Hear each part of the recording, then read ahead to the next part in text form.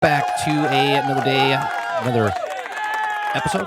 Yeah, that's what I say. Episode of the Daily Grind. I'm your host, 30NSG, and on today's show, we're going to be watching. Since you guys were talking about it yesterday, I've never seen it. On Xbox's gaming channel, it's called Power On: The Story of Xbox, Chapter 1. We'll watch that today, and then we'll watch it as maybe we'll watch one episode. Maybe a day for the next week. Maybe we'll watch one every week. I don't know. But we'll watch Chapter 1 today. It's 41 minutes long. Like I said, it's the story of Xbox, and we're doing Chapter 1. We're also going to talk about Dawn of War 4 has been delayed. We saw the opportunity to further enhance Dawn of War 4 and deliver a quality of experience we've always envisioned. So we're going to read that as well. We're also going to talk about Amazon drops Lost Ark and Throne and Liberty.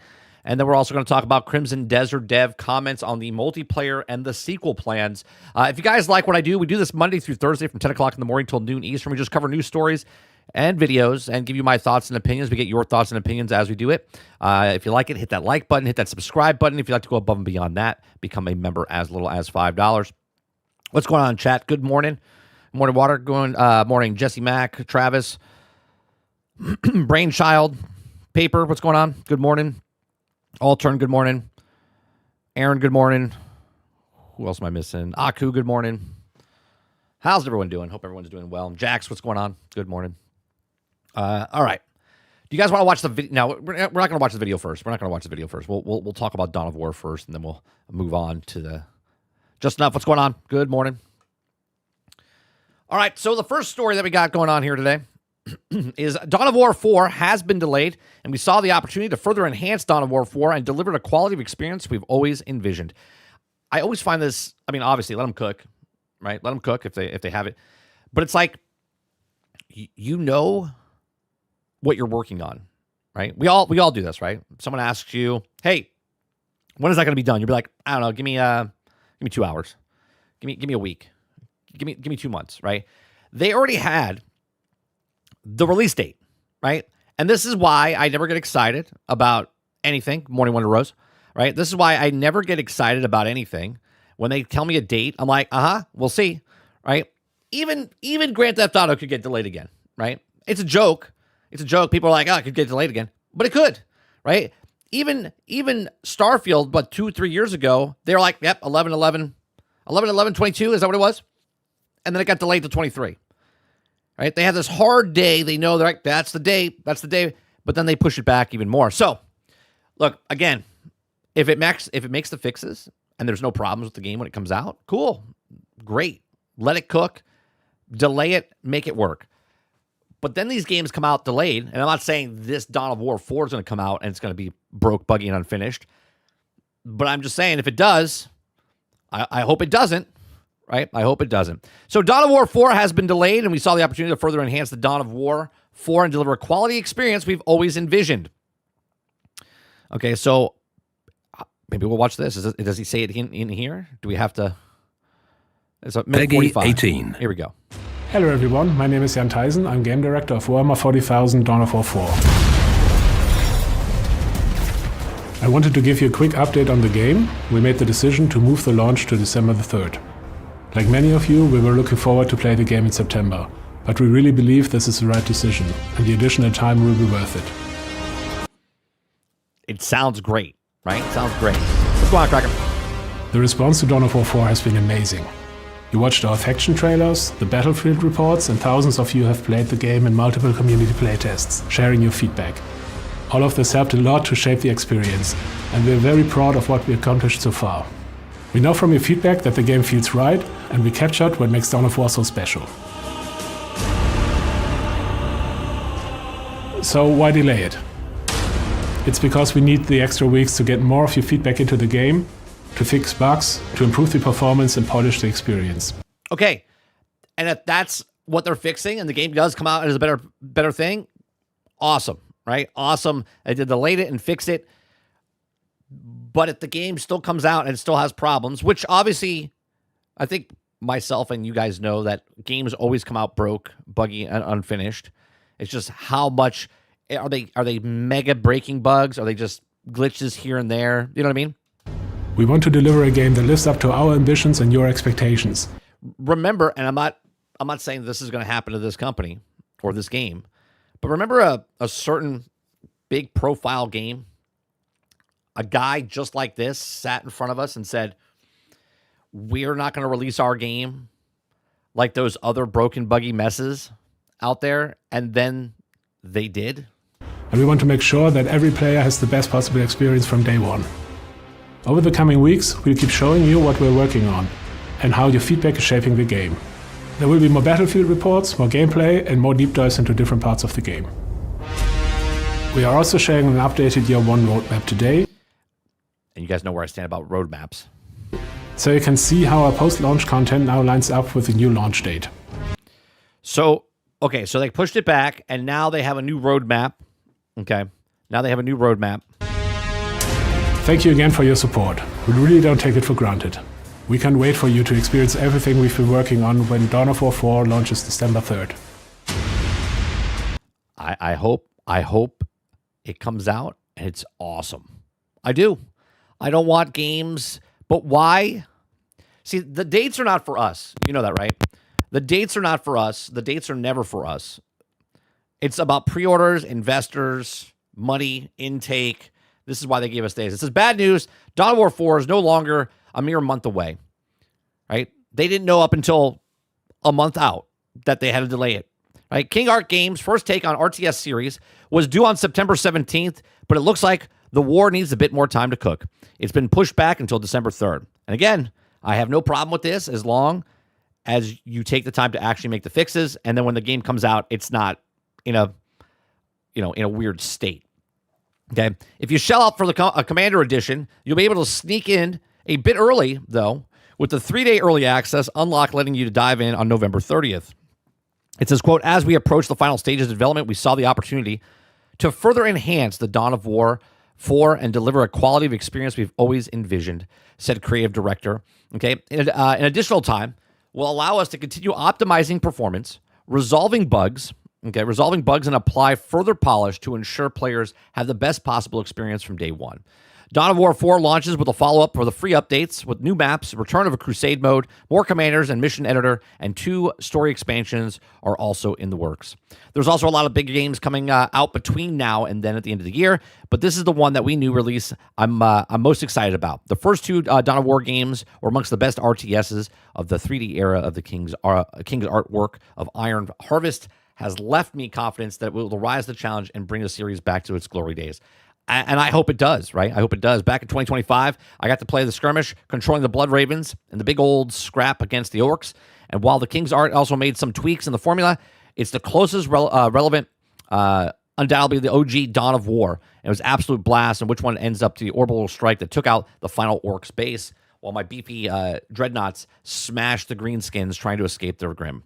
Right? So, look, this is just yet another production company making a video game that I would assume management had some sort of issues, and they didn't know there was any problems until 4 weeks, less than 4 weeks before they delayed it, which I'm always baffled by, because sometimes games go gold. And I don't know if this went gold yet, but then they pushed it back. Now maybe they saw something else, and it wasn't about just, and I'm speculating here, I don't know, right? But maybe they saw what was happening.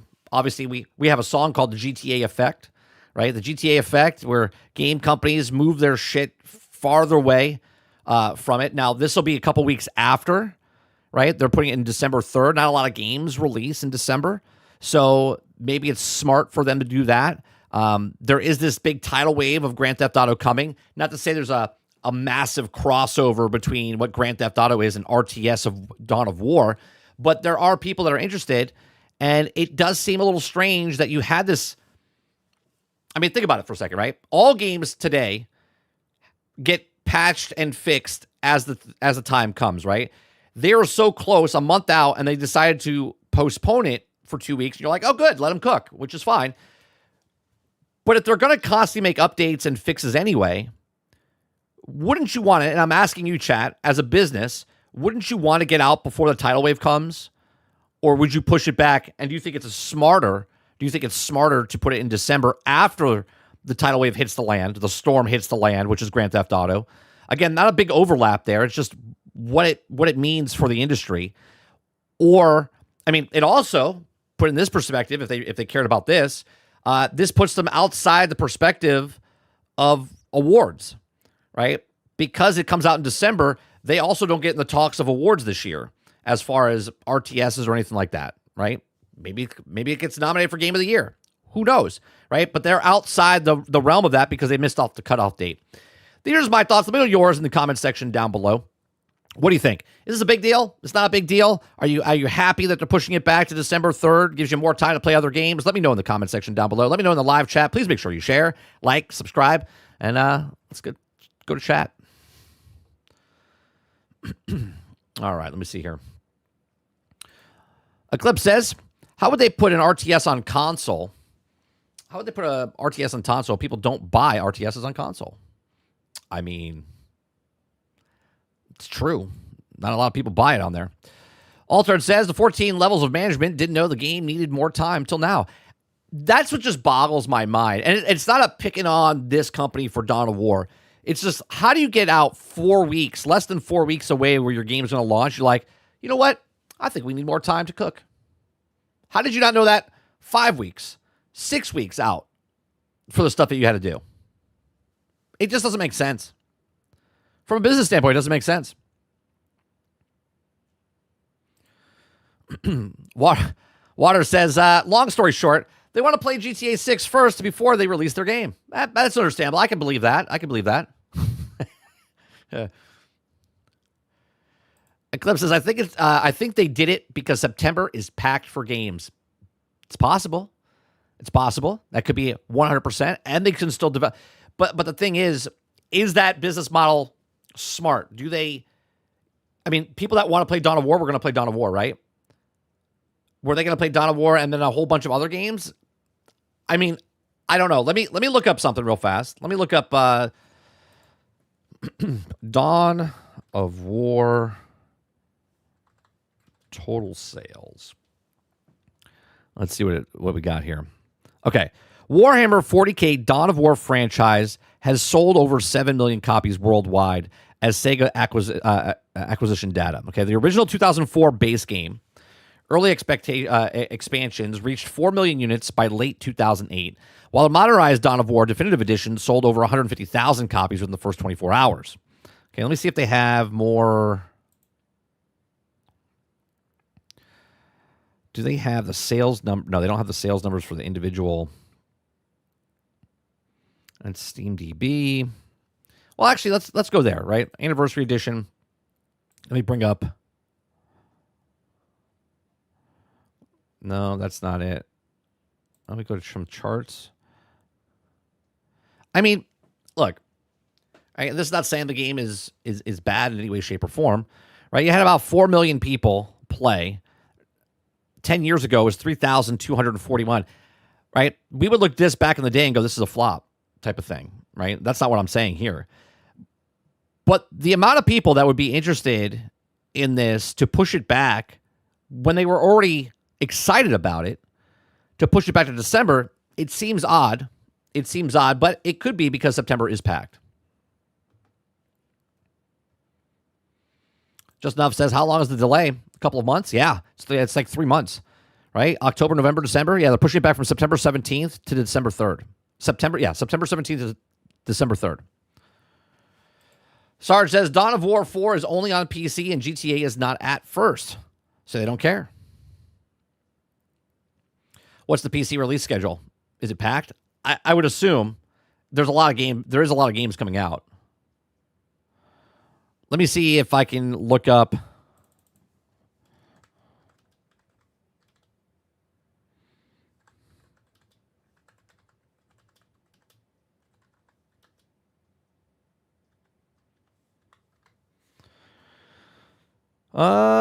Okay, there are roughly 186 tracked video game releases scheduled for September 2026 across major platforms like PC, PlayStation, Xbox, Nintendo Switch, along numerous indies and niche titles.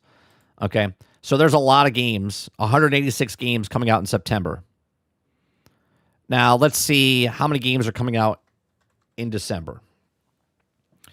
As of right now, while tracking, sites currently list around 18 to 20 tracked video games scheduled to release in December. So, there you go.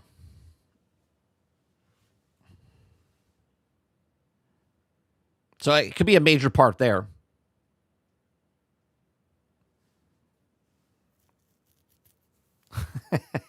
Yeah, maybe I'll turn. Maybe. Sarge says 3 months is polishing. Can't do a lot in 3 months. That's another topic, Sarge, right? We know from the past that 3 months is not a big deal. Hence why they usually release the game and they just fix it over that time period anyway. My question is, I know you said it already in chat, well, your opinion, Sarge, about this is coming on PC. Grand Theft Auto is not coming on PC. They really don't care. But there's still overlap of gamers that do play. I don't think it's very much, though, that RTS and then someone's going to play Grand Theft Auto. But it is there. So do they just want to stay clear? Because not even people playing it, just advertising-wise, it's going to dominate the spectrum. But at the same time, if you release it in September, you're not going to get overshadowed because you're 2 months ahead, right? Literally 2 months ahead. Where now you're 3 weeks out from Grand Theft Auto being launched, 2 weeks out, and now everything's going to be talked about just Grand Theft Auto once it comes out.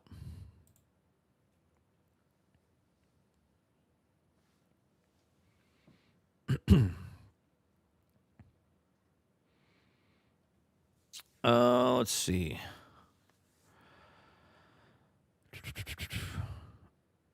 All right, let me see what we have next going on here. Got the Warhammer we talked about. This one's interesting as well. Amazon, a couple of years ago, we were talking about how Amazon was dominating because they were buying up all the MMOs. This is before New World launched. This is when they had Lost Ark, game Throne and Liberty. There was a couple MMOs, and Amazon was positioning themselves as basically the only one doing all these MMOs. And here we are, 5 years, 6 years out now, because Lost Ark's been out for 5 years. New World's been out for, 4 or 5 years? Throne of Liberty's been out for a pretty long time. And Amazon drops Lost Ark and Throne of Liberty. So it's like, what is Amazon doing? Are they dropping these things because of what's happening in the AI realm and what they're doing with the servers and stuff like that? And they need to free up some space? Like, what's happening with Amazon and just abandoning all these MMOs? Did they think that the MMOs were going to be this? Because they stopped working on the Lord of the Rings, and they started it back up, and they canceled it again, and they started it back up, another MMO or whatever for Lord of the Rings, right? If you guys like what I do, we do this Monday through Thursday from 10 o'clock in the morning until noon Eastern. If you like it, hit that like button, hit that subscribe button. If you'd like to go above and beyond that, become a member. Okay, Amazon drops Lost Ark and Throne and Liberty. Both MMOs will continue to operate, but a new publisher are taking over in the West. Okay, Amazon's big MMO era has taken the last gasp as the company is ending its publishing deal for both Throne and Liberty and Lost Ark. The games themselves will continue, however.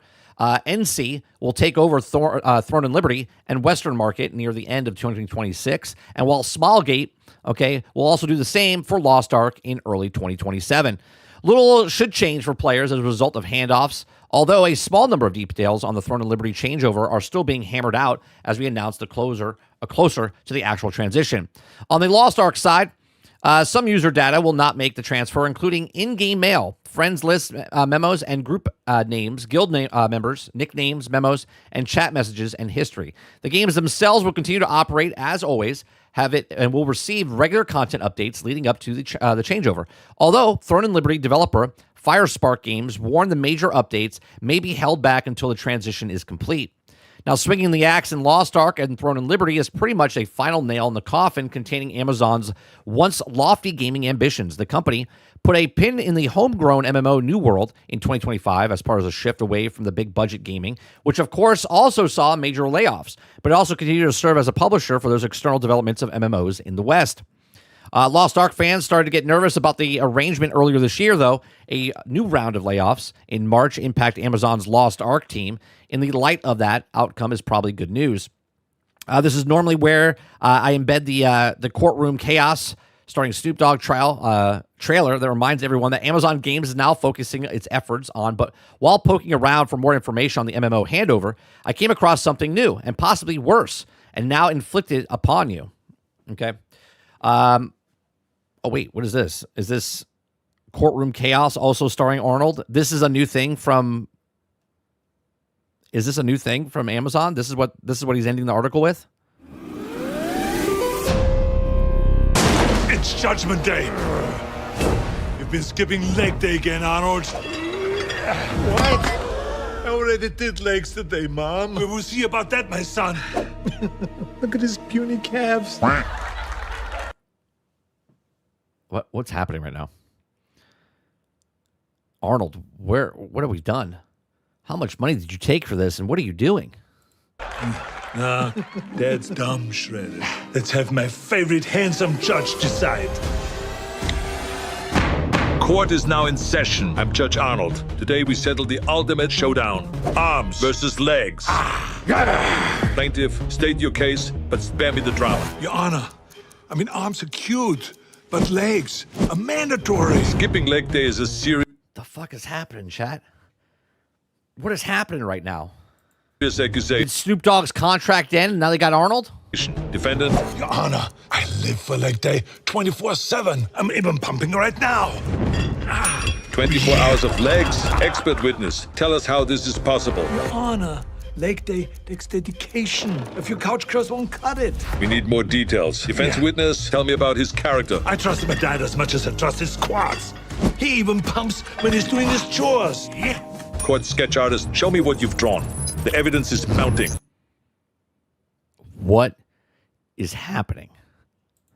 This house is leg forward. You see? The whole house is a leg workout. Told you. No one ever listens to me. The evidence is clear. I rule in favor of the defendant. This case is terminated. All right, enough yapping. The pump starts now. Now that's my Arnold. I love him. Courtroom Chaos, starring me, Arnold Schwarzenegger. Play on Amazon Luna, on your TV. This is what it's turned into, chat. This is peak gaming right here. This is what everyone wanted, right? This is what...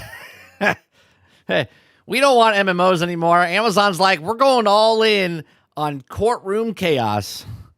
What in the actual fuck is happening?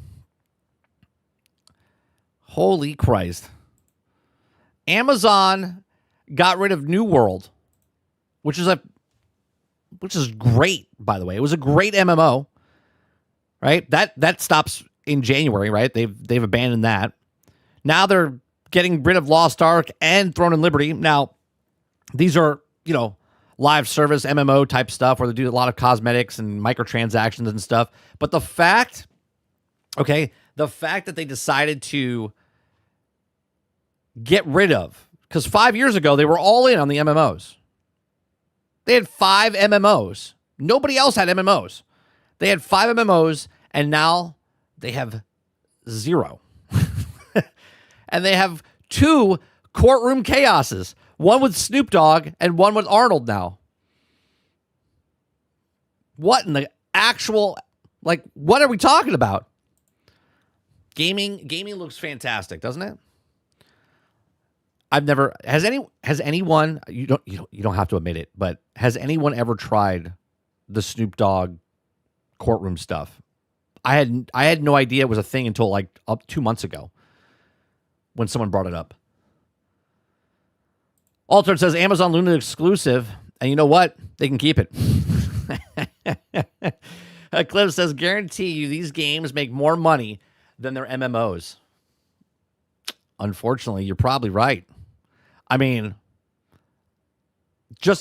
Luna's part of the Amazon Prime, right? Amazon Prime, I don't know what portion of it goes to gaming. Let me see.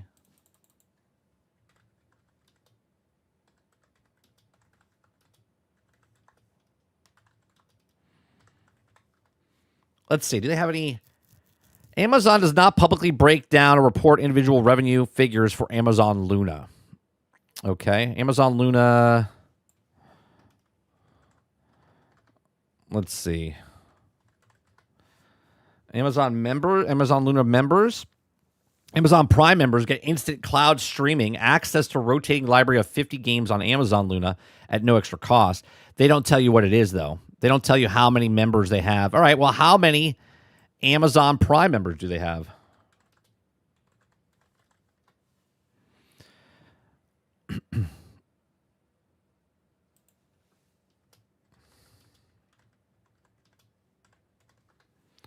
they tell that number? Amazon has over 200 million paying for Prime members worldwide. So they have 200 million people pay for Prime. Now, obviously, I don't know how many people use the actual games. But that's basically the entire...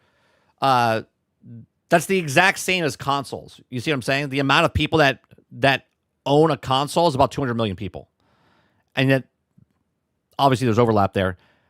There's 200 million people that own Amazon Prime for different reasons. If it's for Amazon Prime, if it's for Amazon Video, if it's for Luna. I've never used Luna myself. So what's going on, Argus?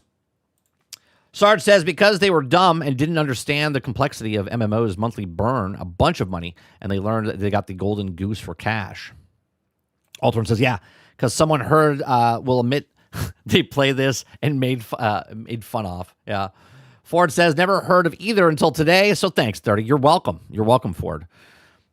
Feels Good says, Hell Let Loose Vietnam released at 12 today. I'm gonna wait for some... actually, there is a review, right? Do they have reviews up? Is that public yet? Feels good? If it is, maybe we'll watch it after our other video that we're going to watch. From that shitty story of MMOs going bye-bye from Amazon again, Amazon's just cutting their clean... They're just like, we're done. We're doing courtroom stuff now. Okay? We're doing Crimson Desert Dev comments on multiplayer and sequel plans. They just did another major update for Crimson Desert. There's a video that I posted inside of Discord yesterday. If you guys like what I do, we do this Monday through Thursday from 10 o'clock in the morning until noon Eastern. If you like it, hit that like button, hit that subscribe button. If you'd like to go above and beyond that, become a member. Okay. Crimson Desert Dev comments on multiplayer and sequel plans. Crimson Desert developer Pearl Abyss stated that the company considered a potential for its latest game to receive multiplayer expansion and potential sequel in the future. Crimson Desert was released on March 19th after going gold 2 months ahead of its launch on PC, PlayStation 5, and Xbox Series X and S. Crimson Desert's ambitious open world. I don't care about that. Okay. Pearl Abyss discussion Crimson Desert future plans. So Crimson Desert will continue to receive free updates as needed, and Pearl Abyss offered a glimpse at the game's future in general. According to Pearl Abyss Quarter 2 2026 earnings letter, the South Korean-based development team stated that it was preparing ways to expand Crimson Desert to new audiences, which probably means mobile? Is it on Nintendo? I don't even know. Did it come to Nintendo yet? Pearl Abyss confirmed plans considering Crimson Desert's first DLC would also be revealed during the ongoing third quarter, which ends on September 30th.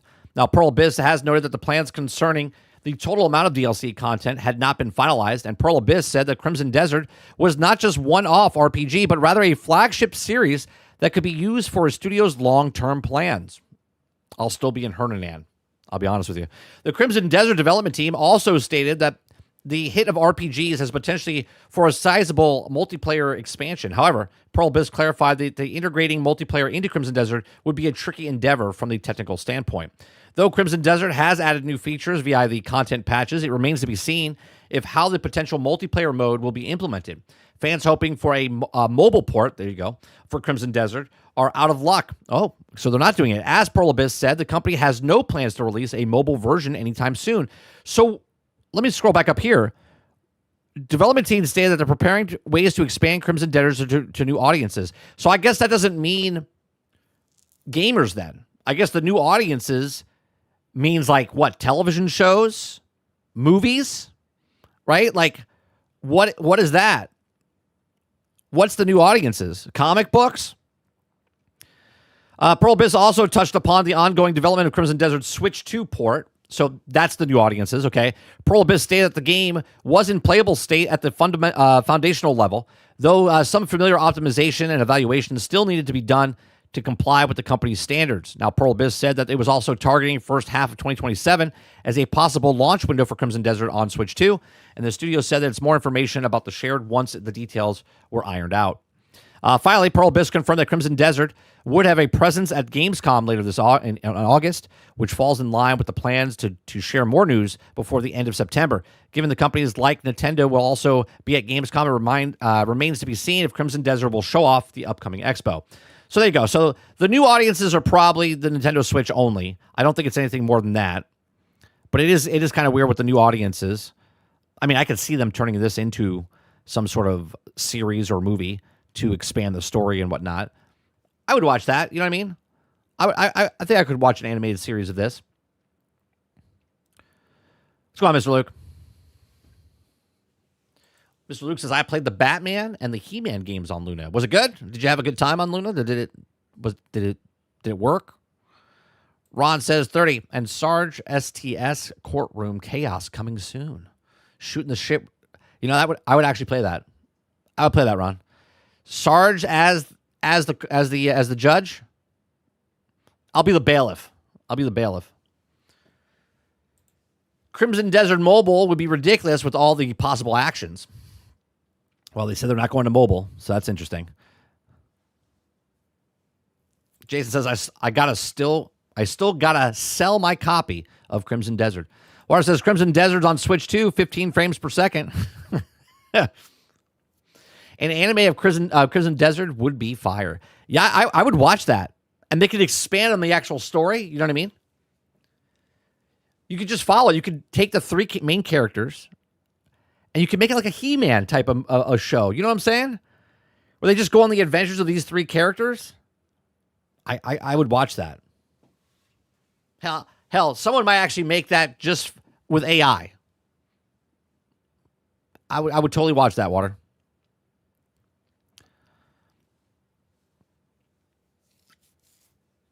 And I think I might make that shirt.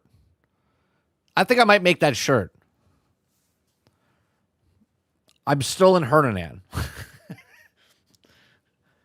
Right? You just put a silhouette. It just says I'm still in a Hernan. I would buy that and wear that. Or a shirt that says "What's Crimson Desert?" Kingard said yesterday. I said I've never even get the Crimson Desert. He's like, you're not going back. You're not going to play that and finish that game. I want to finish the story, but technically there is no story.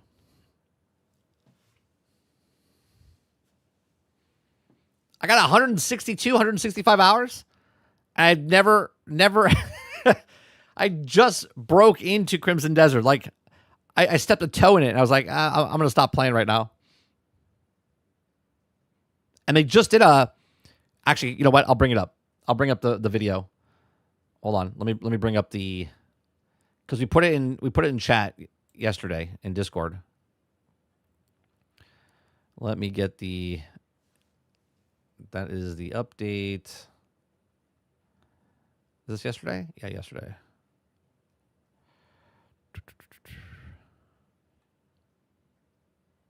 It's not Crimson Desert. Okay. Yeah. So this is the update they're doing for Crimson Desert.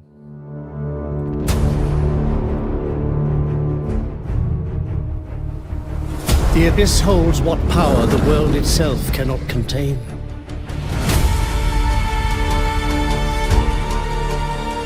Your sword is blunt and your mind is frail.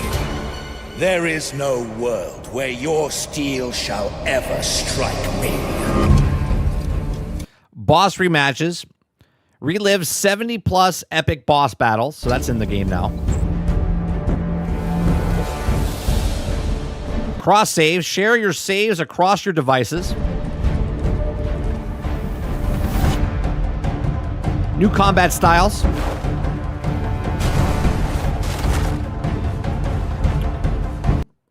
Refined reblockade. Defend against the invasions. 17 new mount types, including legendary.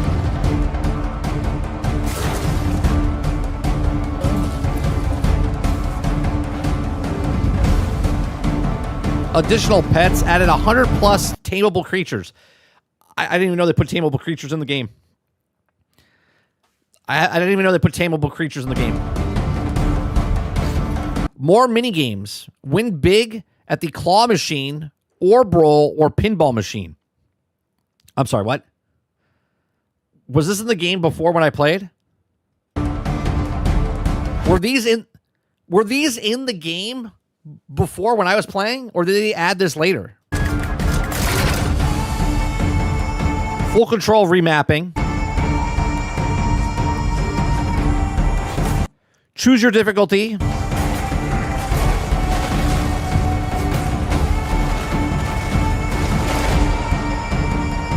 New outfits for playable characters, dyes, gears, visibility, and settings.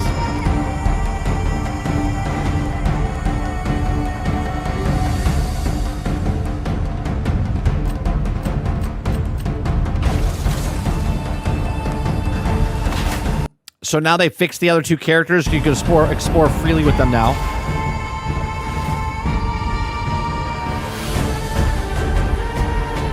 Easy storage, improved UI, refined refunds, and much more.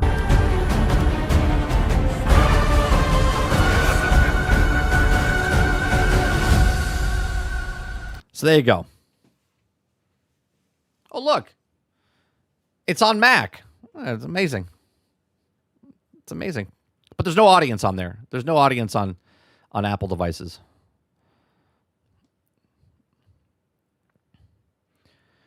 Mr. Luke says, yes, very smooth. Smooth.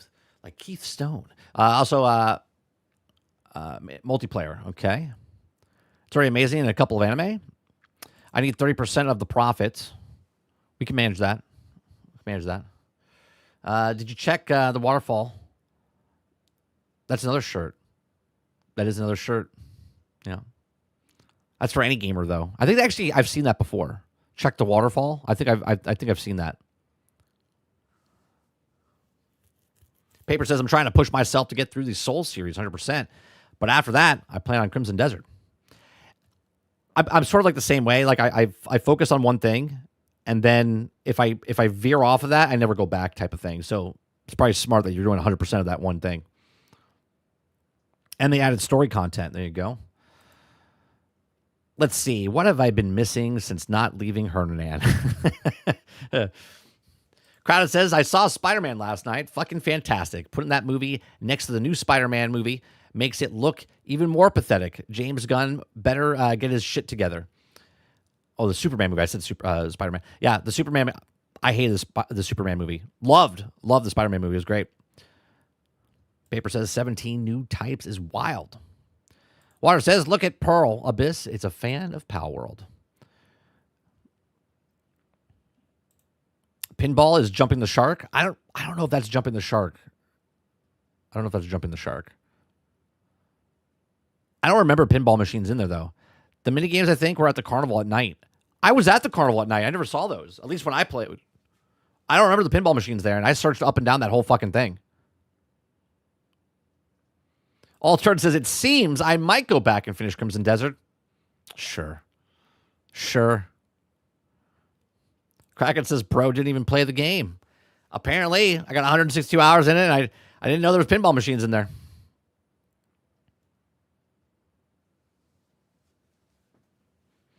Clip says, I hated the main story in Spider-Man movie. I'm sorry. I don't like it at all.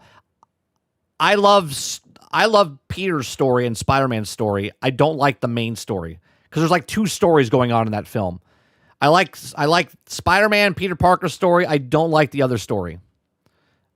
Overall, this was better than this, and overall, the movie's good.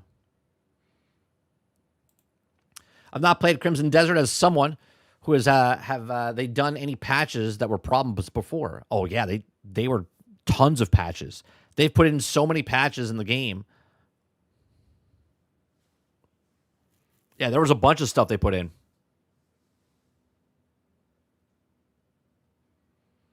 Yeah, no, the main story was funny because it almost felt like the main story was his story. But then they kind of shoehorned in the other story, which wasn't very good. Overall, though, I think the movie's better. It's the best Tom Holland film. I'll put that.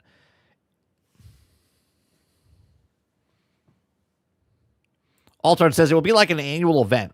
Once a year, gamers unite to finish Crimson Desert, and they get sidetracked every time to go back to the following year to attempt to finish it. Yeah, we all do a month of Crimson Desert, and nobody will finish it. They'll just be like, I'm still in Hernan.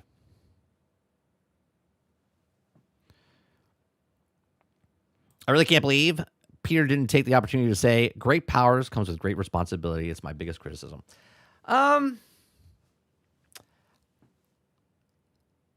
mean, they kind of did that in the, what was it? Was it the last movie, wasn't it? Didn't Aunt May say something like that?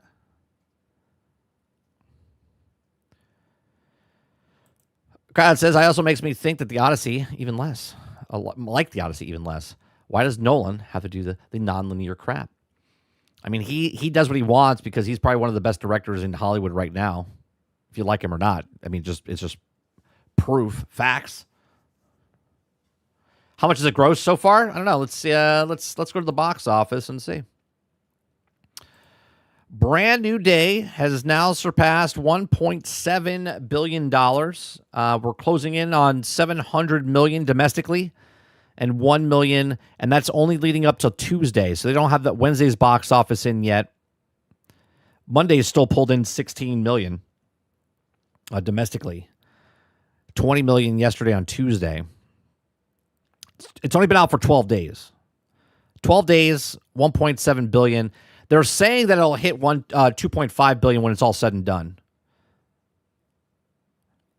Right? Because even if you take 12 days and go another 12 days, and let's say it loses 50%, right? You're adding an additional 7 billion, so you're at 2.4 billion. So it's a big fucking movie.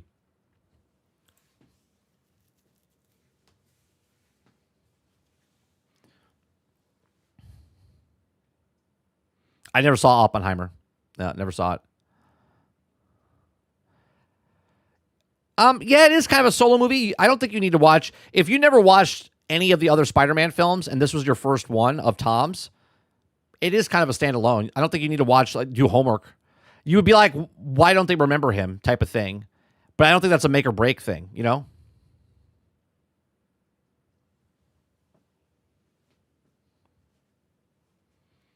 Waterbear said, did it beat Supergirl and Superman combined? Yeah. Oh, yeah. Combined, Superman and Supergirl made 700 or 800 million. Yes. It'll probably beat all Superman movies combined.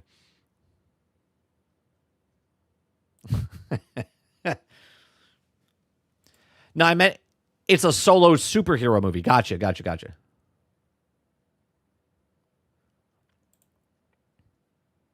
I think I'm going to come up with, for my other channel, Nerding with 30, I had this topic because after I saw Spider-Man, I saw a lot of people talking about how Tom said they're trying to figure a way to bring Miles Morales in.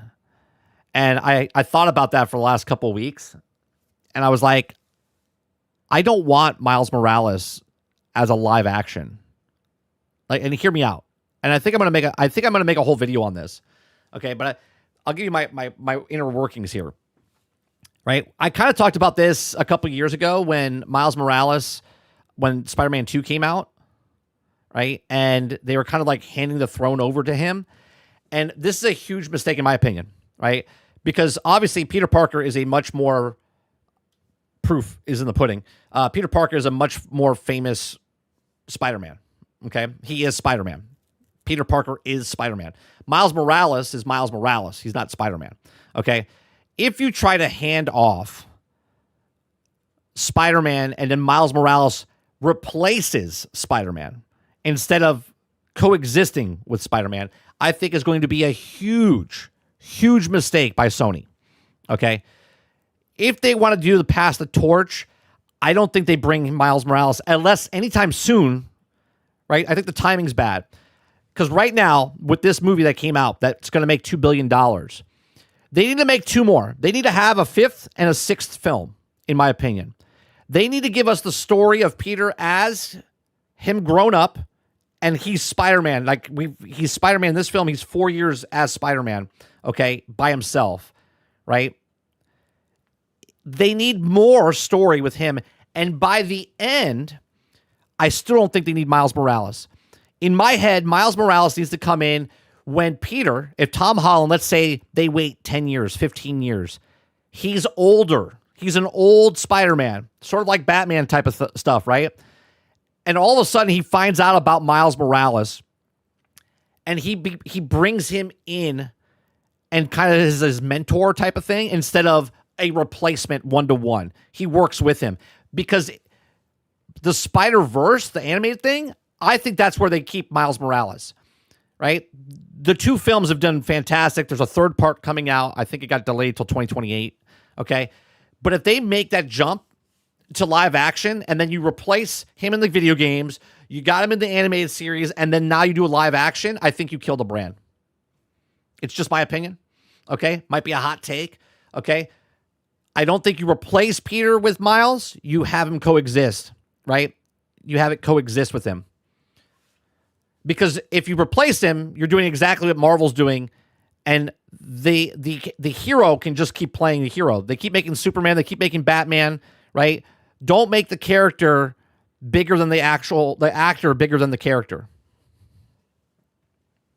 I gotta flush it out, but I definitely want to talk about it.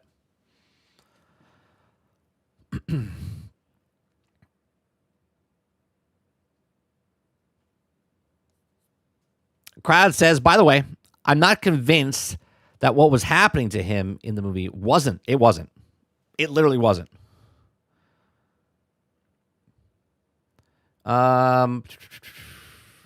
Paper says, Miles should be kept to spin-offs until he performs well enough, in my opinion.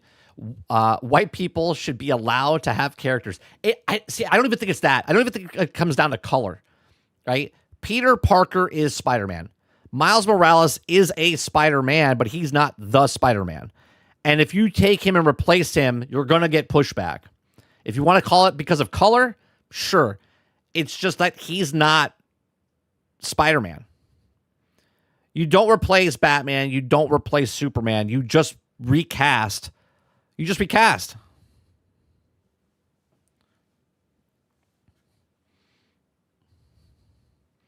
Eclipse says, it's not a hot take. He never does good as Peter Parker. He is Spider-Man. That's right. Just Enough says, another 5 years, Spider-Man gets rebooted again, just like Batman and Superman. Right. And that's what they should do. You shouldn't replace him. You just recast Peter Parker and then tell a story. I would love if they did more of what they did in this film.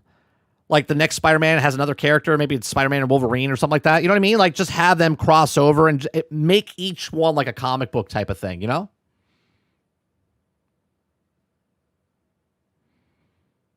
They fucking killed Peter in that comic run and replaced him with Miles. It's fucked. Yeah, they should. I'm telling you, if they do that, Sony's done. Sony. And don't bring no fucking multiverse shit in, okay? Don't bring multiverse and be like, oh, he's from a different... Keep that shit in the animated stuff. I love the animated Miles Morales. Fantastic films.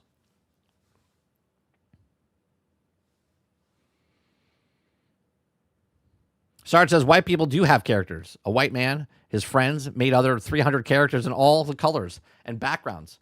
So please, stop the cap. I'm fine with multiple Spideys, but them trying to replace Peter with Miles is about the color. 100% agree. And I just don't think they should do it. It's not good for Miles, and it's not good for Peter. It's not good for the business. It's not good for the brand. You could have two. Let them have it. Like, coexist. Don't replace.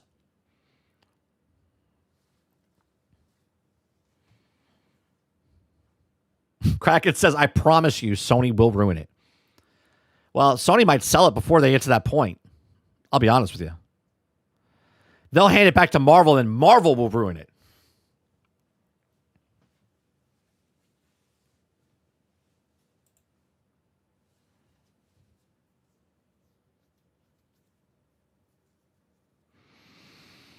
Just Nub says, why does anyone think they're replacing Peter Parker? Because they've done it in the comics. They're moving it towards that way in the video game.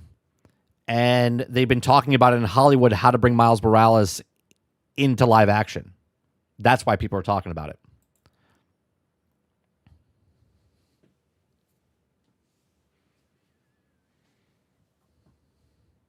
Altern says Sony hasn't ruined a Spider-Man film yet. That's what I'm saying. I think if they do sell it and bring it back to Marvel, Marvel will ruin it and put Miles. It's like they can't have. It's so weird to me. If anything, this movie should prove to them people love Spider-Man. Spider-Man is the most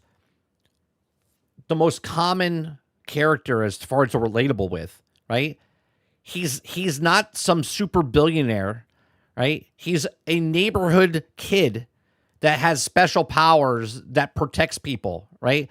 He's not some like rich boy. He has a really humbled life, right? Parents gone, grew up with his uncle and aunt. They raised him, right? He's not this like popular kid. He's a nerd. He's the perfect character. That's why so many people love Peter Parker and why they love Spider-Man.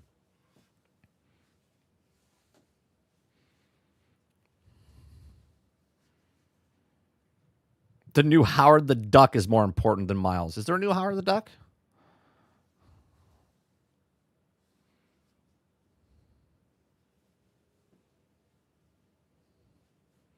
Yeah, all the time, Water. That's why he's so relatable. You get knocked down, you get back up. You make fucking mistakes, you try to learn from them.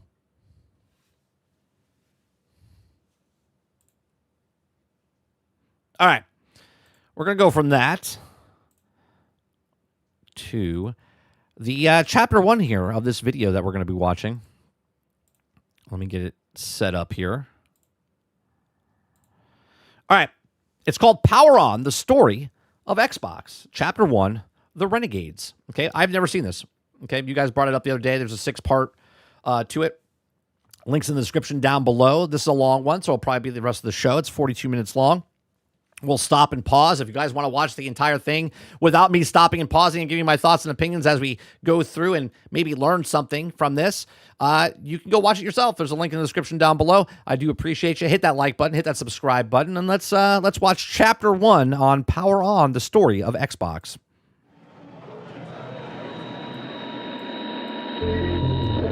Video games are one of the most powerful mediums ever created. This merger of I would say it is the most powerful medium, right? Obviously, before video games was movies.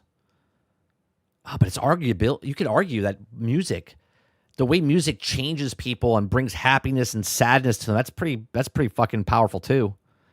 What do you think, chat? What do you think is the most powerful piece of medium? Because books are good too. I don't know if it's video games. I'll be honest, now that I said it. Because video games, you got to play a long time. Music hits you short. It's like 4 minutes. It could wreck you. It could bring back so many different things. I'm going to go with music. Nation and technology has introduced a fundamental evolution in human interaction.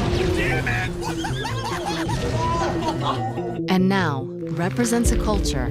I will pause all fucking day, Altern. I'll do this, and we'll watch it here for the next 16 hours. Worldwide.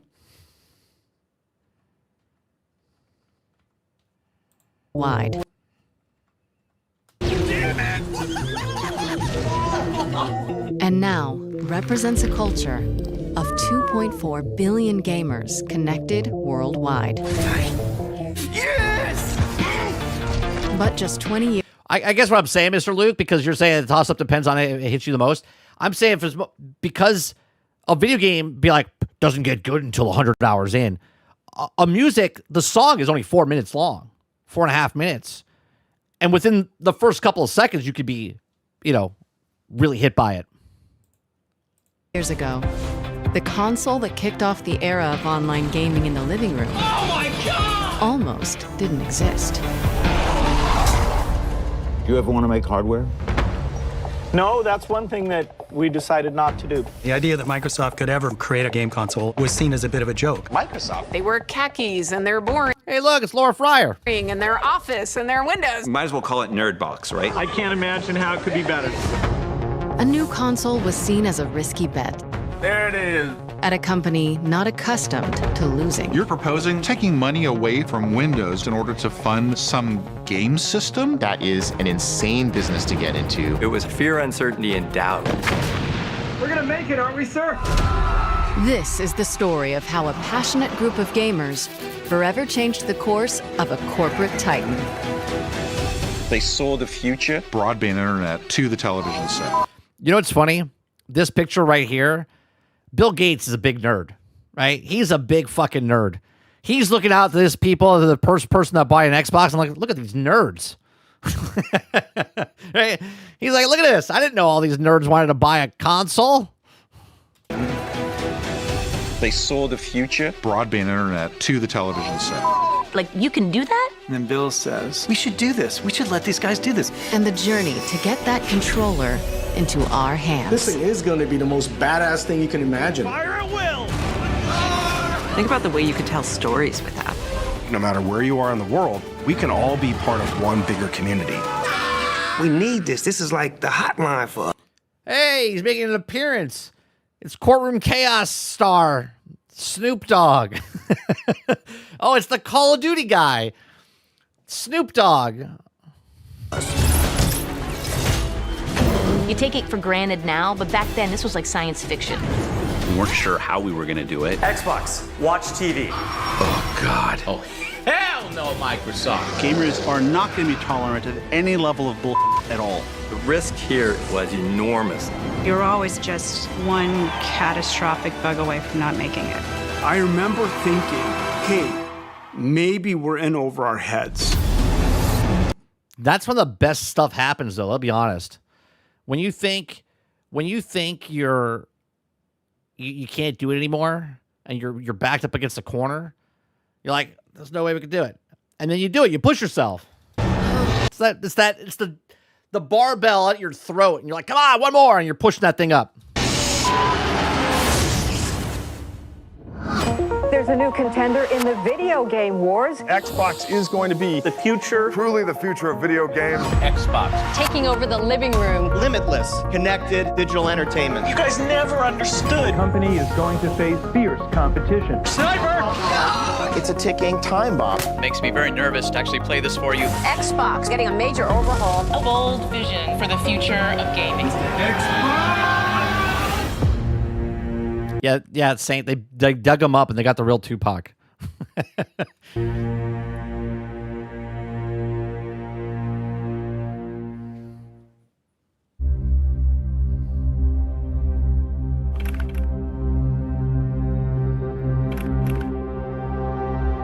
Hello, I'm Bill Gates, chairman of Microsoft.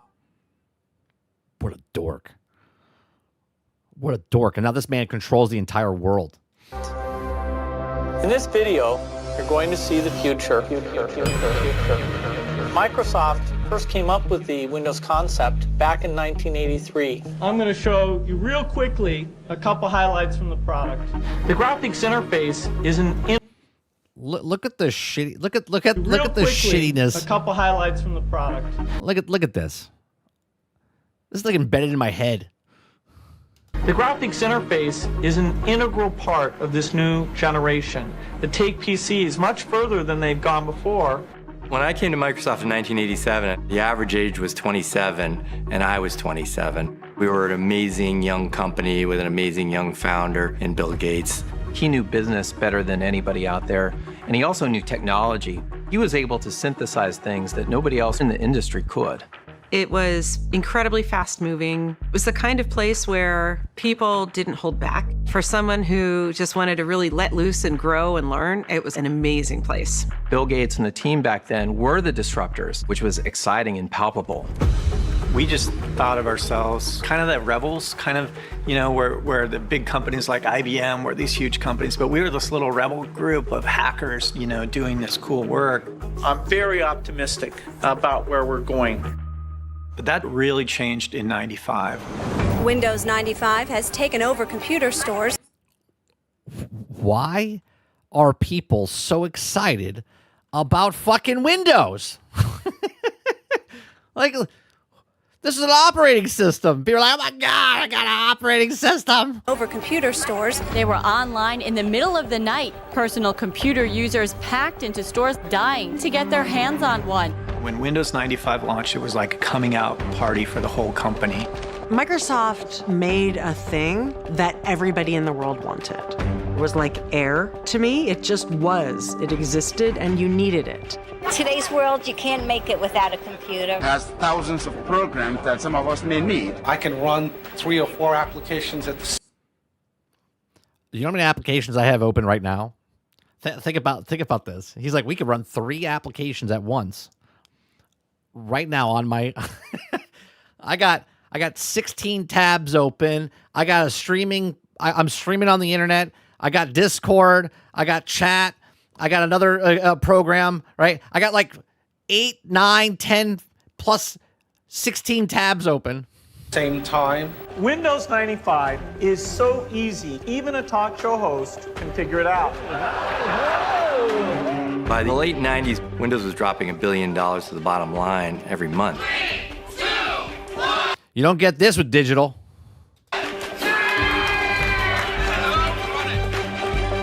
It was the most profitable business in the history of the human race. I don't think there's ever been anything remotely like it unless you count the Spaniards going to the New World and like literally hollowing out a mountain made of silver. Crazy. Microsoft, which has a business relationship with NBC, is the most powerful. Bill Gates made a lot of billionaires. Powerful engine in the new age of computers, a giant cash machine, and it strongly disagrees with the government. In the late 90s, we were sort of the bad guys, the Death Star. The perception of I don't know what to tell you. You still are. Yeah. In the late 90s, you were the Death Star. You were the Death Star. You still are. Microsoft is the empire. Microsoft, I think, generally was not great. They were in the middle of the Justice Department monopoly. Have you never seen the story, Aaron, between Apple and Windows of Bill Gates and Steve Jobs? I don't think you have. Because otherwise, I don't think you would have said the statement that you just said, that Apple was born and outperformed Bill Gates. You know Bill Gates stole Windows from Apple, right? Like the operating system? Issues. We were the big gorilla in the room on most subjects. And so people viewed us as sort of the big bad tech company. By 1999, 90% of computers worldwide use the Microsoft Windows operating There's been a few of them, Travis. System. They were untouchable, without comparison or viable rival. We've been successful in the operating system world, built a huge PC business, we built Microsoft Office into this big business. We were the tech behemoth. Windows overtook that industry and transformed the world. But during that period, disruption was coming from all sides.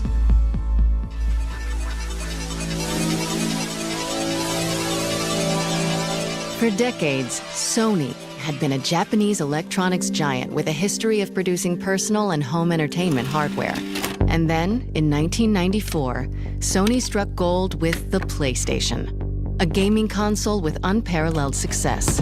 The launch of PlayStation really thrust gaming into popular culture in a big way. And Sony saw an opportunity for gaming to be even bigger and touch entertainment. What Sony discovered was a console was really a Trojan horse to the living room. And once that...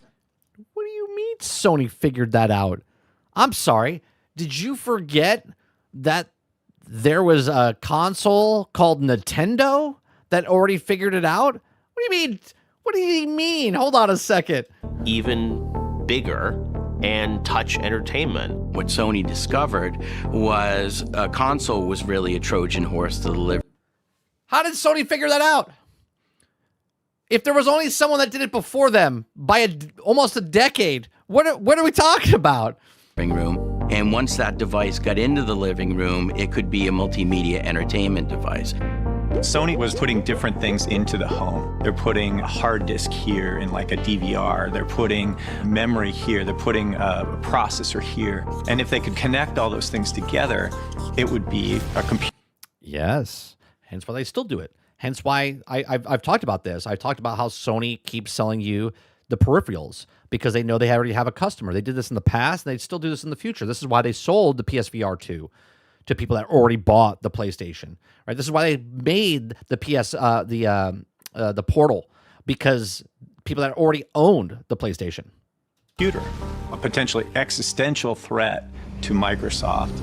That's not what the statement was, just enough. He said that Sony figured out that the console was the Trojan horse to get into people. That's what Nintendo figured out. Hence why they sold so many pieces of software.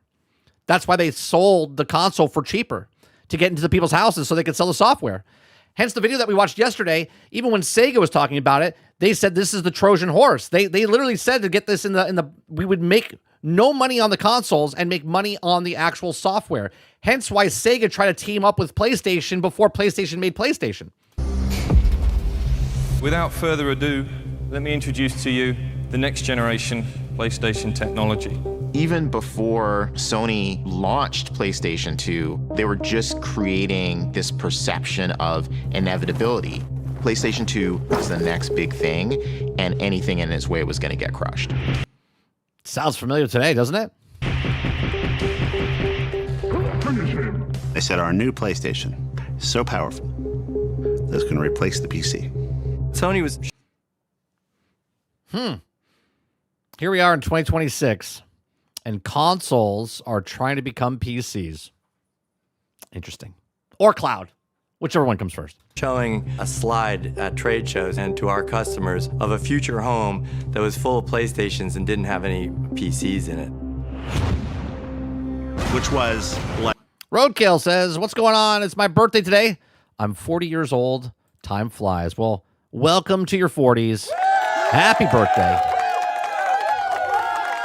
Now you become more curmudgeon, and you'll understand the pain when you wake up in the morning, step out and go, why does my back hurt? How did I twist my neck by drinking a glass of water? Happy birthday. Like shooting cannonballs over Microsoft headquarters. It was an incredibly arrogant thing for them to do, but it was pointed too. I mean, that was a very serious threat. In the 90s, Microsoft was a paranoid place. And when somebody said Sony's going to put a PC in the living room, that got everybody's attention. And if Sony was at the point of locking down the living room, what was Microsoft going to do? One possible answer was brewing not from the top executive ranks, but from deep within the Microsoft corporate structure. 4 renegades on the DirectX software team who were working on tech to help developers create games for Windows, and who were united by a fervent belief that games were the future. I was leading the DirectX development team with... I don't understand how these people are like, I think games are the future, when Nintendo is almost 2 decades older than Xbox at this time. Like, how do you claim that you thought games were the future when games were already there? One of my colleagues on the marketing side of DirectX, Ted Hasse, the question that we were starting to ask is, where was all this graphics technology headed? Windows had won the desktop operating system wars. So we're starting to ask where there could be threats or opportunities in the future. We quickly narrowed down to games and an all-encompassing entertainment platform for the living room as being an opportunity for us. Otto had carefully built a... PlayStation 2 is peak. Like, as consoles go through the generations, NES was peak. Then PlayStation 2 was peak. And then Xbox 360 was peak.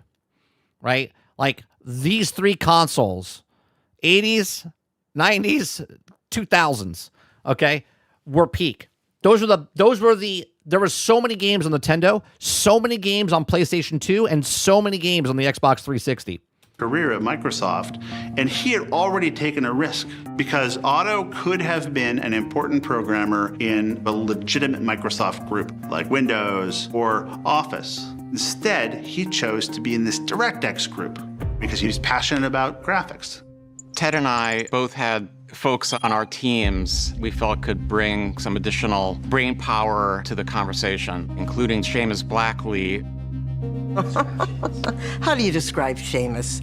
He's just a piece of work. One of the most brilliant people I've ever met. Besides being a physicist and a really amazing mathematician, Seamus really embodied the heart of what it meant to be a game developer. When I saw arcade games when I was little, when I saw computer space, my first idea was not, I want to play this game for hours. My idea was, how can I make my own thing? One of Ted's employees was Kevin Bacchus, who had a financial and market analysis background. Kevin's like a Vulcan in the best possible way. His interface to the world is entirely intellectual. That is correct. He's cool because he's wearing a leather jacket. I mean... We had day jobs. He's like, hold on a second, let me put this jacket on. I'm cool. For DirectX. But a lot of our thinking was how we could build brand new technology that was single-mindedly focused on making the very best games. The four of us, we played games, and we love games, and we wanted to make them. That really meant something for us. They were working on DirectX, a set of software tools that standardized game development across PC hardware, and which was readily embraced by PC game developers. But the team saw a way to push DirectX further, with an idea that could revolutionize the foundation of console game development. With Windows and DirectX, we have the platform that everybody wants to do the work on to make the games. We already have the entire infrastructure of everything you need to create all this technology sitting on our platform. If we could only create a single hardware standard, a box designed just to... Their concept, I remember seeing it was literally a giant X, you know? Run DirectX. It gave us the idea that we could produce better games than Sony and Nintendo and Sega. At that time, Japanese game consoles had very proprietary chipsets, and they just didn't work very well for, Western developers.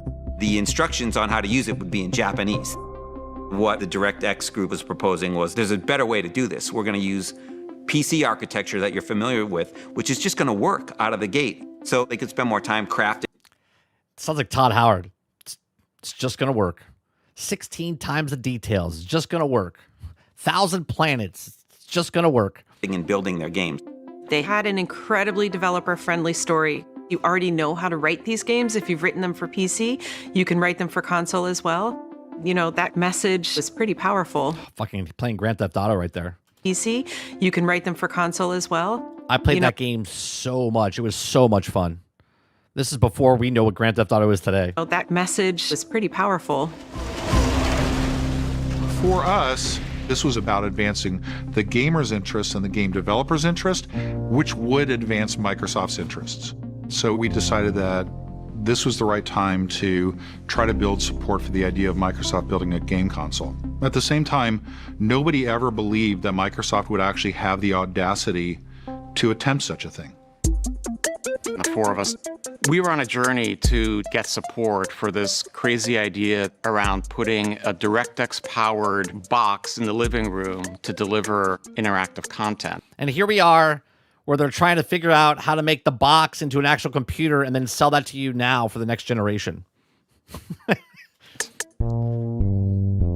We've gone ass backwards. We were trying to crash meetings and get traction on this thing. We were an annoyance. Nobody knows who the hell we are. And we were constantly discovering super important people who were roadblocks or who wouldn't get it and who didn't think games were important. You're proposing taking money away from office development in order to fund some game system? These people dreaded having meetings with us. No surprise, displacing the stated direction of a company at the scale of Microsoft was not a trivial undertaking. Realizing that who you knew inside of Microsoft was at least as important as what you knew. Of course, we that's brought any in business. a guy who could try to build support for the idea of Microsoft building. It's always about who you know. This is if you guys don't know this, when you go to school, if you're a person that didn't talk to anybody or anything, you probably didn't get a lot of advancements faster than the people that did talk to people. Because when you're in school and you know someone and you're nice to somebody and they happen to go to college and then they become a lawyer, a doctor, or a business owner, and you know those people, you move up faster. Things happen because you made connections with these people while you were in school. The people that didn't make friends and didn't talk to people have a tougher time trying to get in positions. And they're like, oh, it's nepotism. It's this, it's they, because yeah, that's exactly how it works. It's who you know and what you know, but who you know gets your foot in the door a lot faster than what you know. Our game console. Nat Brown. I had a lot of time spent talking with different teams and working with kind of long-term strategic planning. Nat had an incredible network of connections. He opened up a lot of doors for us. Nat was sort of like our Obi-Wan Kenobi, this wizard figure who would show up and go, oh, I know who you need to call. You need to talk to the guys in this division or that. There you go. That guy knows people, right? You hear a lot of New Yorkers talk about, hey, I know a guy. I know a guy. Because we're very social creatures, right? We talk to a lot of people. Hey, you need anything? I got a guy. Oh, you need a rig fixed? I got a guy. They no longer want to replace the PC because somewhere along the road, money beat out innovation. A closed ecosystem is easier to milk the player. Thank you very much for the $5 super chat. Appreciate you, Tarnish. I got it working today. See that? I got it working. And they no longer want to replace the PC because somewhere along the road, money beats out the innovation. A closed ecosystem is easier to milk the player. 100%. 100%. That division, he knew the structure to Microsoft. It's been nothing but a fight to figure. Yeah, all you need sometimes, though, right, Chief, is like they don't like you at all, right? But someone that knows that person can vouch for you and be like, hey, I know Chief, right? And they're like, oh, okay, well, because he's vouching for you, I'll give you a shot, right? It's all about who you know. Out how the place works. One of the first things Nat said was we needed a proper code name. Something that would plant in people's head and take on a life of its own. Nat said, well, isn't it really... Like if you listen to a lot of stories and read a lot of books of business owners, right? Strauss Zelnick, in his interview that we watched, he talked about how someone gave him a shot. Because the reason that Strauss Zelnick got Grand Theft Auto from Rockstar is because of a guy he went to school with that happened to be working for the other company that was selling off this division, and he got it for $0 because of it, because of who he knew. There's so many stories of things of people and bigwigs getting the positions they got because of who they know. A DirectX box in the living room. I'm like, yeah, it's like a DirectX box. That's what it's about. And we just put up on the board, let's call it the DirectX box. So we had this awkward thing in our mouths all the time. It was a DirectX box. And I remember saying, that's too long. It's just Xbox. And we liked that. That was our code name as a stand-in until we had something better come along. We built a business case. I have to say, the original Xbox controller was one of the fucking ugliest controllers. Like, the giant circle in the center. You're like, what is that? It showed how big this business could be.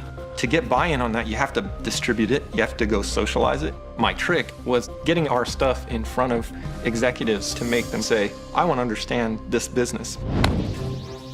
The team set their sights on a logical choice. A senior executive who spoke their language, literally. Yeah, I'll play real quick.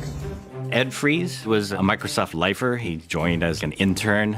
Ed had been critical in the development of Office. One of the biggest franchises, even at that time, that Microsoft ever had. He had this passion for games. He loved games. He programmed a game at a very early age. When most high schoolers were getting their first minimum wage jobs, Fries was already cashing royalty checks from his first game. So let's take a look at this high-quality product. A clone of the hit arcade game Frogger, aptly named Froggy. Highly original, as you can see. Yeah. When I left Office to go run the games group, people told me I was committing career suicide. This guy's a lifer, man. To go run. 1995. In the games group, people where does he work now, I wonder? Told me I was committing career suicide. Thank you, that's it, good night. They said, why would you leave office, one of the most important parts of the company, to go work on something no one cares about? And when I got there, running the games group, I found out they were right. No one cared about what I was doing, and that was awesome. In 95. You hear what he said?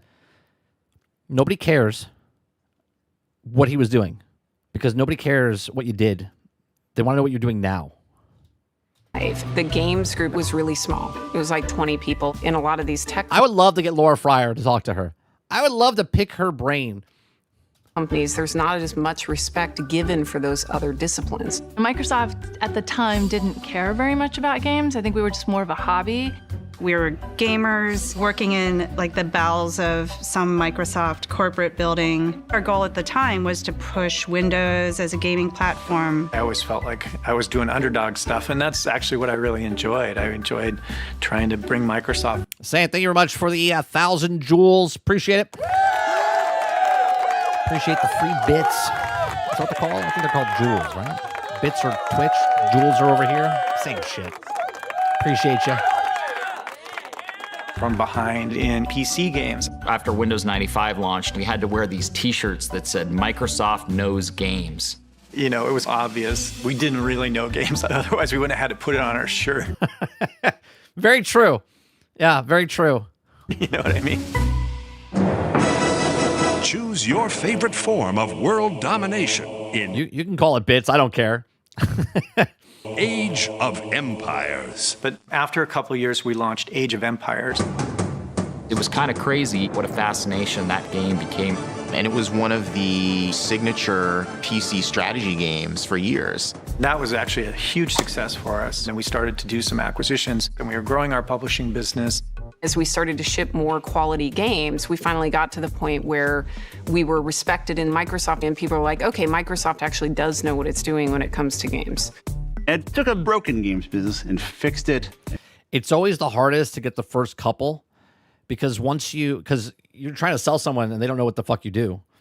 And then once you have those first couple, you're like, hey, look, we have this. And all of a sudden it like snowballs, right? Made it profitable and found a way to do it at Microsoft. These are difficult double black belt Aikido corporate moves. Steering the tiny PC games division into a profitable department had won Ed the trust of Bill Gates. And yet, Fries himself wasn't satisfied. Our PC market share was growing into the teens, and at the same time, we weren't doing anything in the console space. And that, to me, seemed like a bit of a waste. You know, there was this huge market out there. One day, these guys from the DirectX team walked into my office, and they pitched me on this thing, the Xbox. And basically what they pitched was a disguised PC. I thought, oh, this is great. This is... At Big Madmo 4379 celebrates 41 months of membership. Just keep being you, big dog. Hashtag initiate trust. Hashtag Asher the Empress. Hashtag make Fable exclusive. The Mo's the hashtag king. Thank you very much for the 41-month support. Appreciate you, Mo. Appreciate you. Like a bridge for me to get to the console business. This box that will run a native version of DirectX, which is the part of Windows that's really focused on the game developer, was revolutionary. It's going to be easy to port to this machine, easy to take my games and make them run. Unlike running on PlayStation at that time or a Nintendo machine that were just very alien hardware compared to a PC. Ed. Well, once you climb Mount Everest, Roadkill, I mean, what's left to do? when you became because at one point he was the richest man on the planet. What do you do afterwards? You know, maybe Russian hookers is the next step. Who knows? Understood. All this game development is happening on the PC. We wanted to make a console that was specifically designed to be easy and fun to make games on. And if the most creative people did their best work on your platform, that's really good business. That's a good idea. Basically, I said, you know, I'm in. I like this idea. I want to help you guys. The DirectX team, these were troublemakers, upstarts. They didn't have these reputations that Ed had as sort of born and bred to work at Microsoft. They didn't really have any political clout within the company. It was, I think, a big win for them to get me on their side, from my point of view. This unlikely alliance would bring the Xbox team closer to the biggest test of all, pitching Bill Gates. And that opportunity didn't want would it. come sooner than anyone expected. When Sony unveiled the PlayStation 2, they started talking about how they were going to be the death of the PC. A new concept that we'd like to introduce going into the next century, our Isn't that crazy?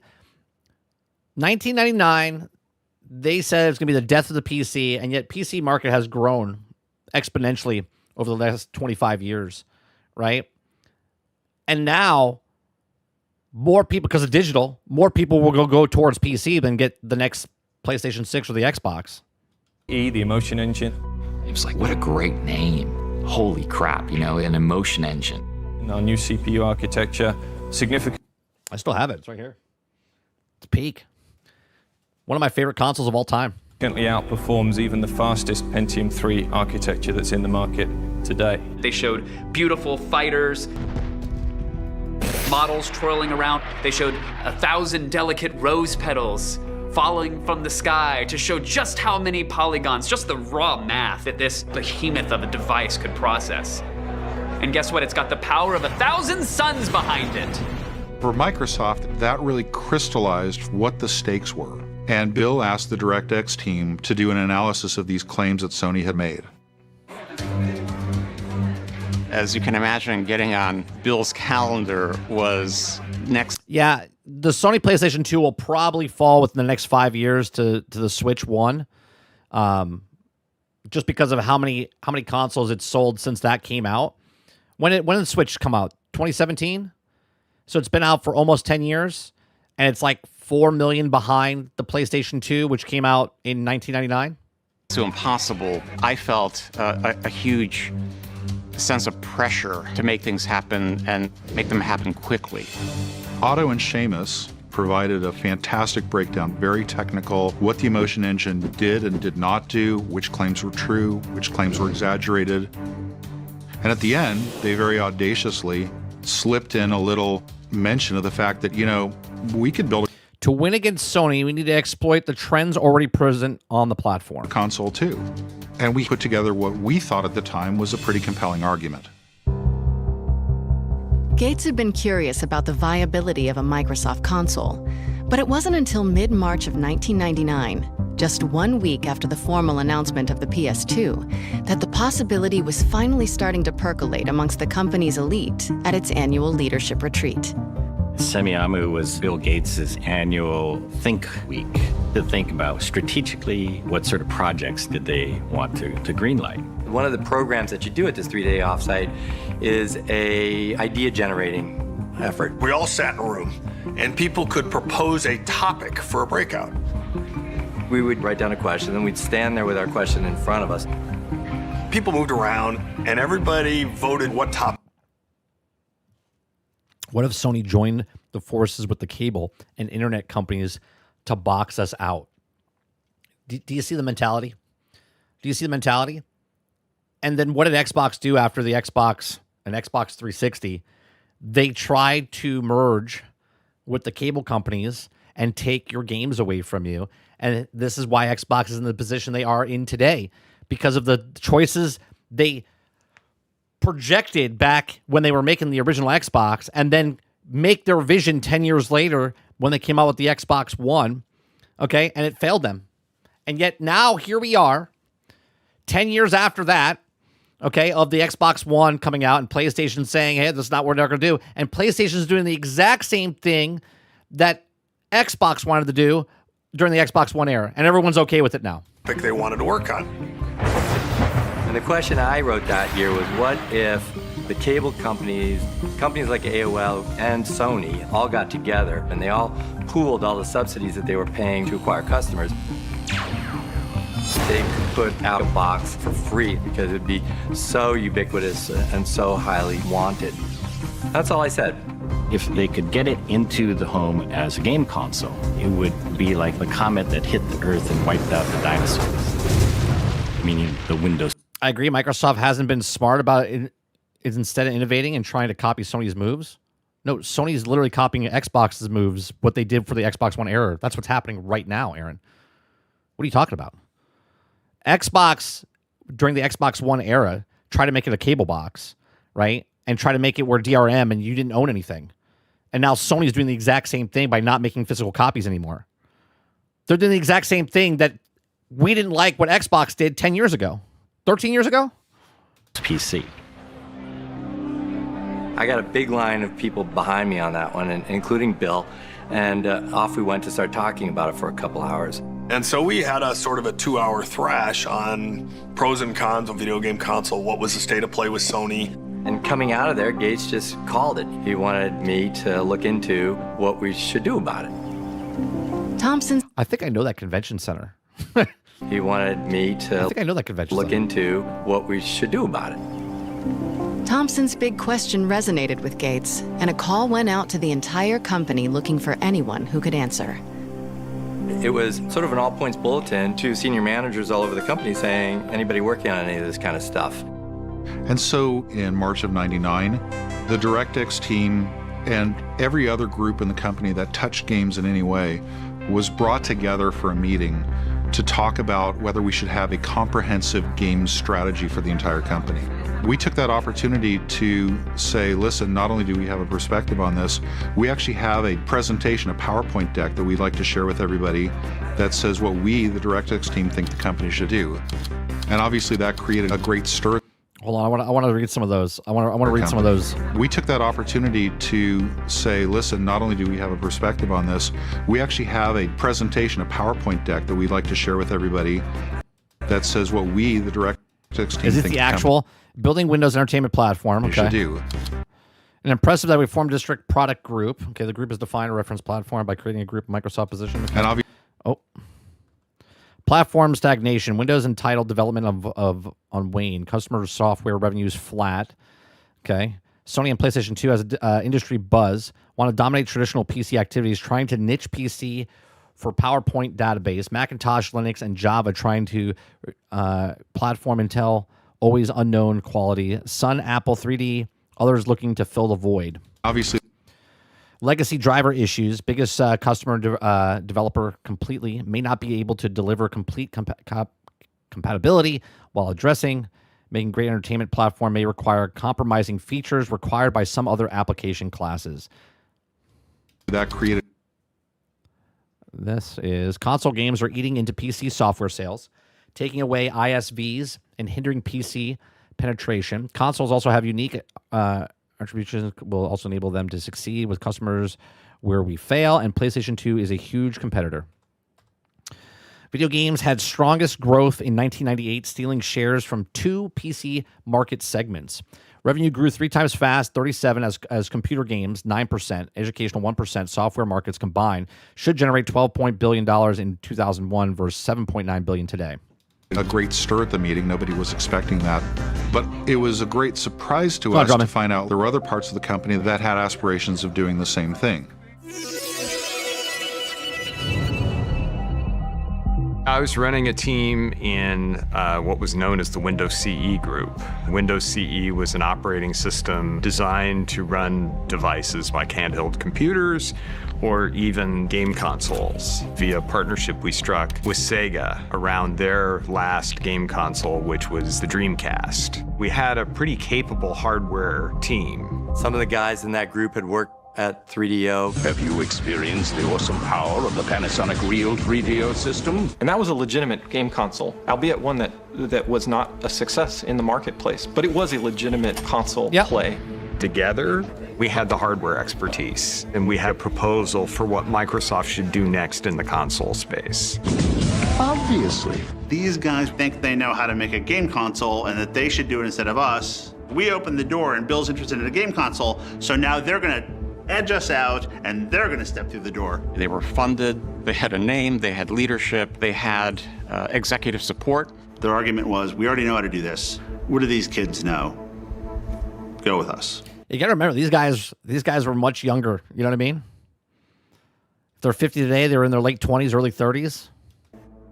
The DirectX team was young and hungry, full of tech know-how and vision. But Windows CE was well known within the company and had experience on their side. Suddenly, it was a race to try to get the most legitimacy inside of Microsoft. But at this point, Dreamcast already failed. At this point, before Xbox came out, where the winner was going to be the one to bring a game console to market. And it came to this big battle with Bill. It was what Microsoft often seemed to do, which is pit two groups of smart people against each other. Classic Bill Gates move. The stage for the cage match was... I love how... I love how their perception of like what was happening here is like they're comic book heroes. Like this is like Civil War, you know? Set. The DirectX and Windows CE teams would battle for the right to make a Microsoft game console in front of founder Bill Gates. To the victors belonged the spoils.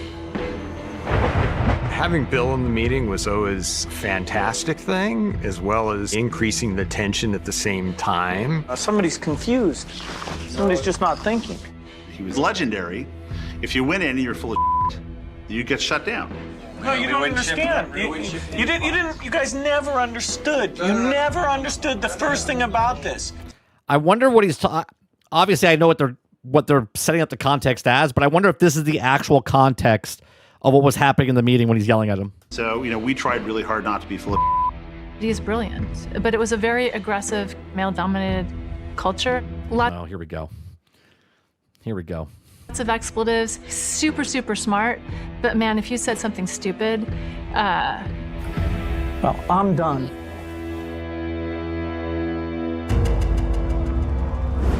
Round one.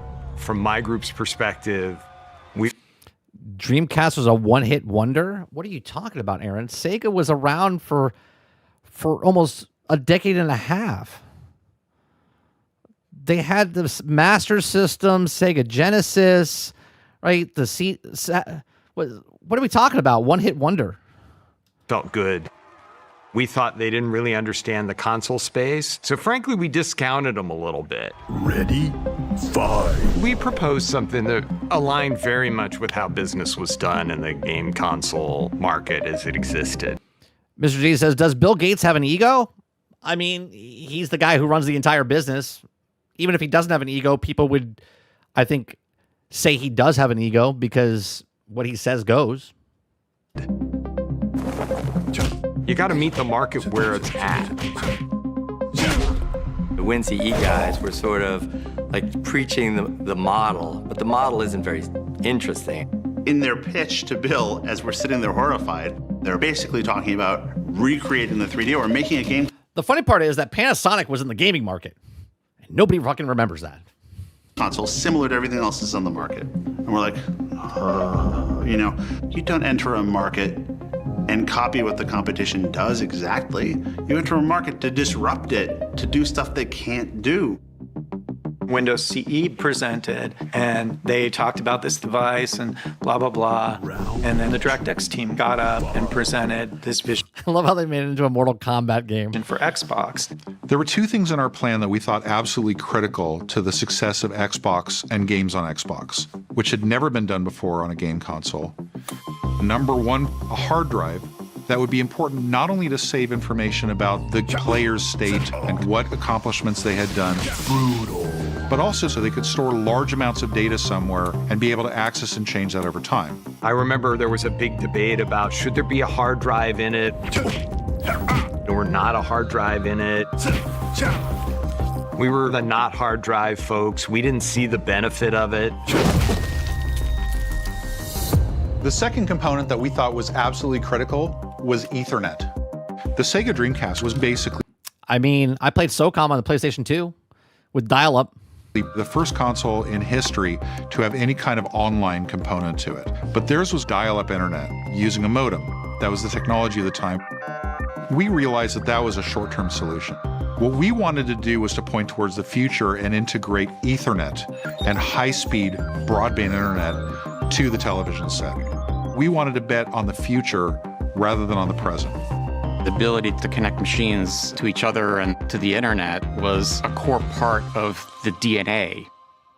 We were pitching a very traditional game console, and the Xbox team proposal, as I understood it, it sounded to us like, hey, we're going to take a PC and we're going to go build a console out of that, and it just didn't seem credible.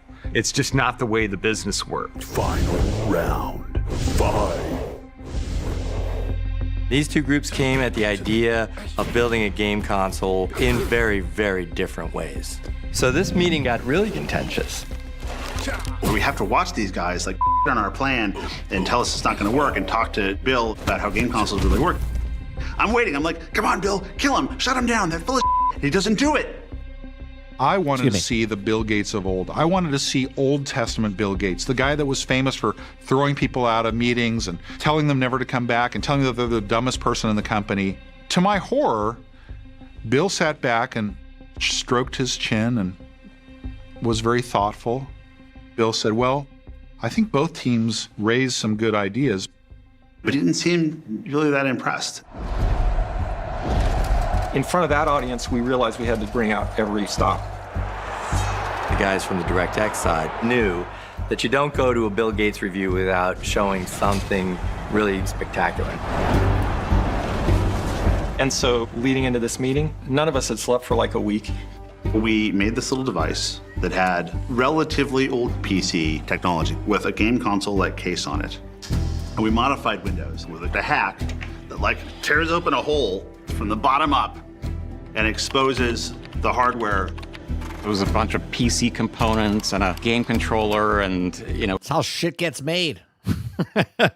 Back against the wall, boss wants to see something, throw some shit together, put it out there. It was literally just held together by chewing gum and tape. Soldering stuff, stripping wires. And this was like, you know, in the back of our car or like, you know, on the floor in a conference room that we were making this stuff. An ugly timer on it that showed Windows booting up from power. Booting a PC 20 years ago would take like 3 minutes. It could take longer. It could take 5-6 minutes. These guys played with a PC, pulled stuff out that wasn't necessary, changed the BIOS. And I turned it on, and so it booted in like 3 or 4 seconds. Bill Gates almost jumped across the table. He was so excited when he saw that. Bill immediately looked at us. Why the doesn't Windows boot like that all the time? Could you imagine? You own the entire company. You're like, why does Windows take so long to boot up? What the fuck did you guys just do? How come our regular Windows doesn't boot up that fast? Yeah. Bill wanted to see it multiple times. He's like, turn it off and do it again. Turn it off and do it again. I saw his jaw drop. He didn't even care about the game or anything. It was just how fast it booted up. This is a guy who knows more than most people in the world will ever possibly know about PCs. Saw a PC, probably for the first time, come on immediately. And we had a software emulator of a PlayStation that had been written for Windows. So you can imagine. Listen to what he just said. We had a software emulator of a PlayStation that had been written for Windows. An emulator of the competitor's system on theirs. And that's how it done. That's how it got done.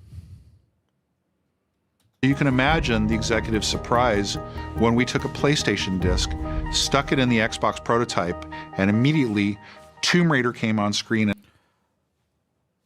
So let me get this straight. What's stopping them from doing it right now? If PlayStation wants to stop people buying physical discs, somebody much smarter than anybody here is going to figure out, which they've already done it, okay, how to emulate their games, which they're doing right now as we're talking about here, okay, where they're going to emulate the PlayStation games on their platform that they want to play on. That's it. In all its glory. It bridged the gap of believability. It made the idea of Xbox seem tangible and real and achievable. The DirectX guys were stuntmen, and they played the game. Making quick headway, Tarnish. Game a lot. We're talking like 2 weeks after they announced what they were doing. They're already putting Astrobot. One of the guys that used to work for Sony put it on the Steam machine, was playing Astrobot on the Steam machine, which is impossible. It's not on PC. How did it get there? Better. We, frankly, I think, underestimated what they were going to walk into the room with. That meeting wasn't a great outcome for us. The Windows CE guys literally said, it's not fair, we weren't given the opportunity to make hardware. And somebody said, eliminate him. Well, nobody told them to build hardware, but they did. Unfortunately for the Windows CE team, they brought a PowerPoint to a demo fight.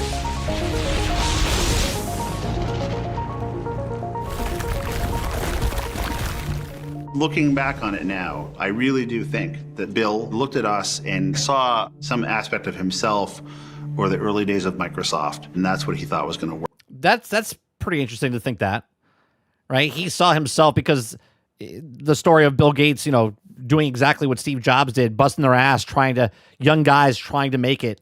And then these guys are doing the exact same thing. Very well, could have been the thing. Bill's reaction was, you guys are proposing that it's doing good things for Windows and it's based on Windows and we get Windows in the living room. That all makes sense. You're proposing that we spend $500 million on it. You need to make this presentation to Steve. How much do you think this advanced operating environment is worth? Wait just 1 minute before you answer. Watch as Steve is one of the most enthusiastic and energetic people I have ever met in my life. That energy and enthusiasm that you see on stage is 100% authentic. At the time, if the biggest fan of Steve's the guy when you went to college, he was chugging, he was taking the keg. He was Boner. No, not Boner. What was the guy from Nerds? That's Steve Ballmer right there. He's the guy screaming, chugging beers. Woo! Like Ric Flair in it when he's at the parties and stuff. Xbox was Bill Gates. The biggest opponent was Steve Ballmer. Steve, as a good businessman, liked to make money. No, not Booger. Ogre. Ogre. That's who he is. He's Ogre. He liked, big, bold bets, but he liked big, bold bets that would pay off. This was right at the time when Bill was transitioning the CEO role to Steve. And they had already agreed for a couple of years that if Bill came up with some crazy idea that cost a lot of money, that Steve should get a chance to say yes or no on it first. And that led into this final meeting where we really had quite a large group of executives across the company. The room was packed. There were a lot of different constituencies there, all the way from the field sales force to the most technical side of the company. You had a lot of people very, very interested. Steve's a big guy, and Bill's in there. And you're in there with these two super famous guys who hold your destiny. And Steve is really upset that we wanted to take this risk. Ballmer understood very well where Microsoft's bread was buttered and where the money came from. We were a company known for productivity software. He didn't want some video. Well, here's the thing. Microsoft has never wanted to make hardware.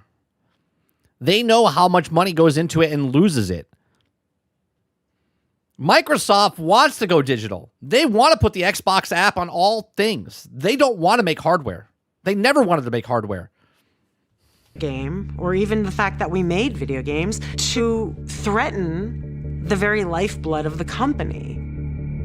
Steve looked at the Xbox idea and saw insanity. He went to his whiteboard. He said, okay, what's this going to cost? What's the hard drive going to cost? Yep. What's the Ethernet port going to cost? What's the graphics chip going to cost? And what does software cost besides just the development of it? Think about this for a second. What's the cost of an app on the television set? What's the cost of the app for a hard drive? They already have the hard drives. They could charge you, right? They're not building anything. The hard drives are already there. The servers are already there.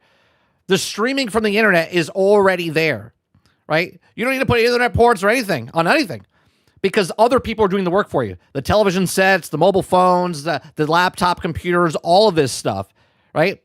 They don't need to put any of it in. They just collect cash. Hence why, not even just Microsoft, Adobe, printer companies, everyone just wants the subscription model because it's tons and tons of market research and development of these printers, of these software, or not the software, the hardware, right, of the actual devices. Hence why I said it's stupid for them to make a handheld. Hence why Legion made and Asus made these things to run these video games on it, right? And he totaled it all up and said, there's no way you guys, what's your reserve for returns? Reserve for returns, what does that mean? Well, We freely admitted that we didn't understand the first thing about hardware, but we were gamers and we were game developers. Our entire careers have been built around games. We knew that 3D gaming was taking off and online gaming was just around the corner. And the best and brightest in the game development world, they were moving all their thinking from the PC to consoles. We had the opportunity to go create something that was going to take all of the equity, all the goodwill, all the technology. And the only reason they were doing this is because they can get it down, Trojan Horse that shit into people's houses for cheaper, lower cost, and sell you on the actual software. That's what it's always been. But now they lost their goddamn minds.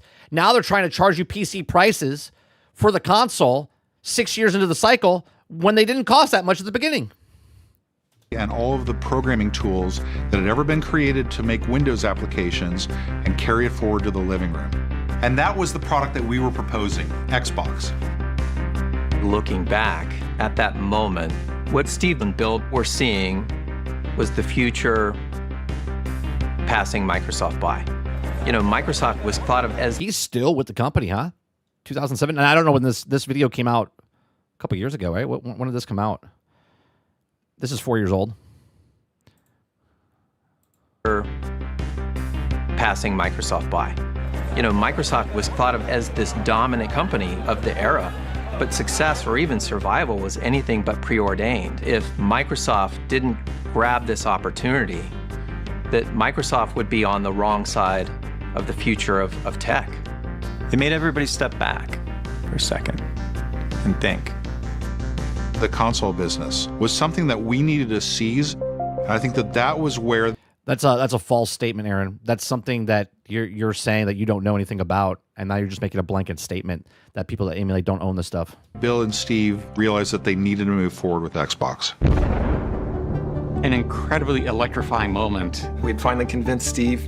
Bill was convinced. They've done an outstanding job so far, haven't they? I think Bill did have a view that software running on hardware in a family room could really bring some unique experiences into the home. Oh, Full Throttle. I used to love that game. We could start with video games, but it could go many directions from there. It was really an opportunity to recapture the soul that Microsoft had at the beginning, to create that revolution, to create that new platform. We were going to do something no one else had done. We were going to launch a console from a software company. Microsoft had done nothing like that before. And then it became clear that there was just some really big challenges for us. At the beginning, it was about credibility. We had a task ahead of us to ensure that we were taken seriously in the game industry. This equation of power, performance, and price. You have to come correct on every single part of that, you know, to be successful. There were so many tasks that had to be done on both the hardware and software side. We realized that we needed to have a leader. It was clear to all of us that that person was Rick Thompson. He had asked the best questions, the most insightful questions. We wanted him to be part of the answers. So Rick was brought in as the seasoned senior executive who had experience in hardware with peripherals, mice and keyboards, and he had to construct a plan and a go-forward strategy. My comment at the time was, I'm not big enough for this job. But a couple days later, Steve Ballmer calls me into his office and says, let's get this straight between the two of us. This is your job now. You're making a big... He's like, yes, sir. Yes, sir, it is my job. Big splash. You say you're getting into this consumer market. You know, if that doesn't work out well, it could really give the company a huge black eye, and that would be very difficult to recover from. Is that Butterbean? Yeah. The risk here is enormous, the amount of money we could lose on this project. And for me, it was fear, uncertainty, and doubt, because you got a business guy who's going to try to figure out a business model with my little team of people who helped me with the hardware business. You got 4 people coming over from DirectX. None of us actually knew the rules of the game that we're playing. And we basically just stood there and looked at each other and said, oh, like, now what do we do? There you go. What's the rest of this? Just the credits? Well, that's pretty good. I think next week we'll watch part 2 on Monday. That's good stuff. I've never watched it. I've never seen this before. Didn't know it was here until the other day when you guys said it. Because Laura Fryer brings up some clips from this, and I'm like, what is that? And I totally forgot that she pulls it from this. So I like stuff like this. I like looking at the history. We watched Sega yesterday, right? I had one pulled up for Madden. Maybe we'll do that next week as well. But this is like a six-parter, and they're all about 30, 35, 38 minutes long. Yeah, I love shit like this. Right? Because it's like you're a fly on the wall and you get to see the shit and hear what they did. Imagine that, right? Imagine how many people, and I didn't know they emulated a PlayStation to pitch it to, I didn't know that they turned it on and Bill Gates was like, how the fuck does Windows not go that fast? He didn't even care about what they were pitching. He's like, make it do it again. Shut it off, turn it on again. How does it boot up that fast?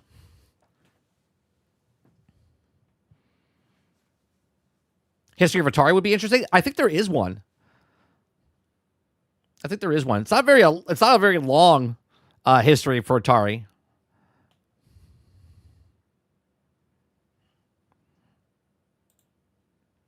That's good. I'm gonna subscribe to that because I'm not subscribed, but it's been watched 4.1 million times in 4 years.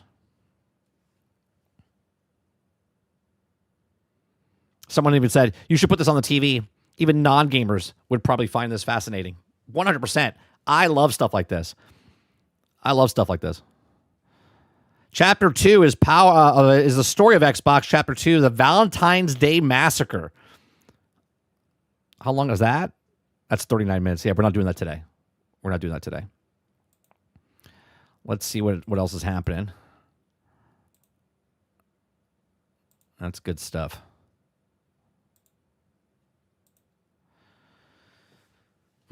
Atari has been covered several times over the years. Oh, for sure. Well, Atari is still not gone. They try to rebrand Atari multiple times by bringing old systems out again. There's hotels and they tried an amusement park and they tried a restaurant. They've done so many different things with the Atari brand, but they never do anything with it. They're always the hype of it, but no one gets on board with it. Remember when Atari was trying to do the crypto shit 5 years ago?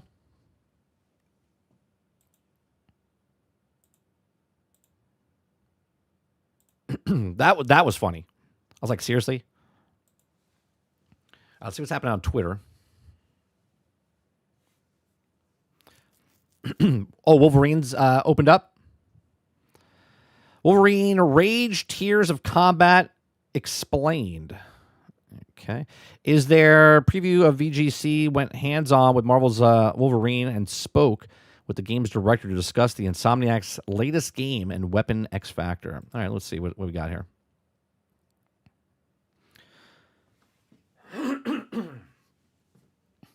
Wolverine director explains why Insomniac's latest game has the Weapon X Factor. VGC goes hands-on with Wolverine and sits down with the game director and creative director. So stepping out of the bus with the fear of the U.S. North, Los Angeles, Burbank, and summer heat was already beginning in the beatdown. Okay, we felt it appropriate to occasion while the West Coast U.S. has been. I don't give a shit about any of that.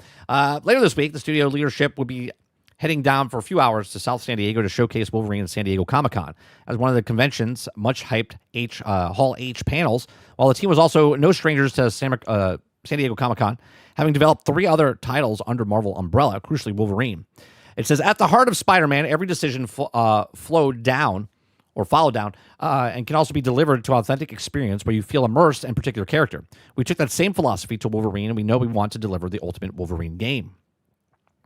Oh, is this the video right here? Let's watch this.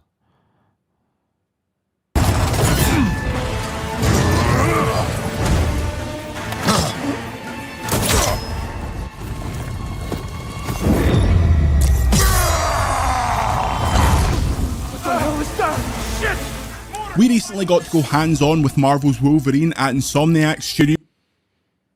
Hold on. I gotta put my...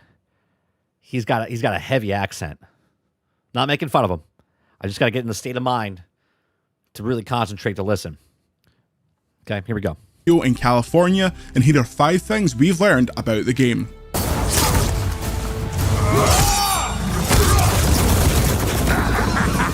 You're welcome, Runt. I'm taking us wide till you deal with that gun. The X-Men don't exist, yet.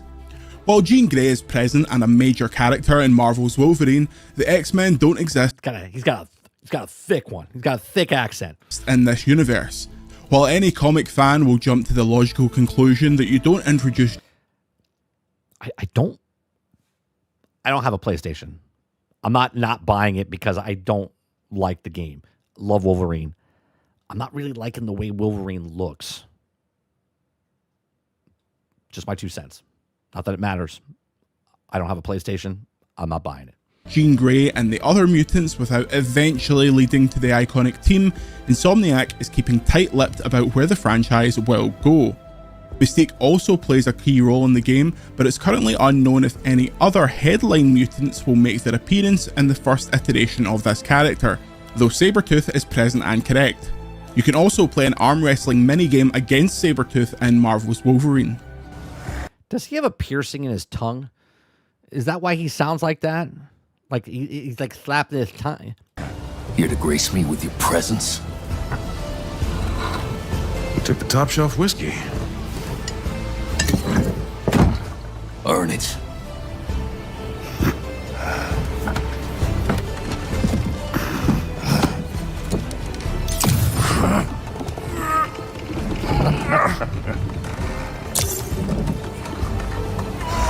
That movie pulled Trask. Some self. These are the big differences from Spider-Man. Insomniac shared with us the biggest differences. Okay, I can't. I gotta put subtitles on. I can't. Between making a Marvel's Wolverine game and a Marvel's Spider-Man game. Game director Mike Daly said, "When you look at Spider-Man, he's a friendly neighborhood crime fighter. It makes sense for him to experience New York's..." You can't have a PG. You can't have a PG Wolverine. All right, you can't have a PG Wolverine. City. When we looked at our favourite Wolverine stories, he's always getting into trouble, not because he's driving it, but rather he got sucked into it by a sense of duty. This, and because of his long destroyed past, takes him... I can't listen. I'd rather listen to him than Caboose. Nothing against Caboose, but Caboose is, I mean, he loves, and I'm not making fun of him in any way, shape, or form, but he is 100% unbiased, or a bias, okay? Because he loves Marvel so much, they cannot do anything wrong. So I'd rather have someone that I can barely understand and just talk about the game and let me see it for myself than someone oozing of everything's amazing all around the world. He's not anchored. So what we wanted to tell... No, he doesn't? Who? Are you talking about Caboose? Caboose loves everything about Marvel. Comic books. It was a story that felt like it had come out of the comic book. You're saying he looks like Wolverine, okay. Roller coaster narrative that goes around the globe and exposes you to a ton of different characters, enemies, and locations in dense succession. From that, the structure seemed clear. Let us tell this linear narrative that really can concentrate on the storytelling aspect of Logan's journey. First of all, he doesn't look like Wolverine. He's way too tall to be Wolverine.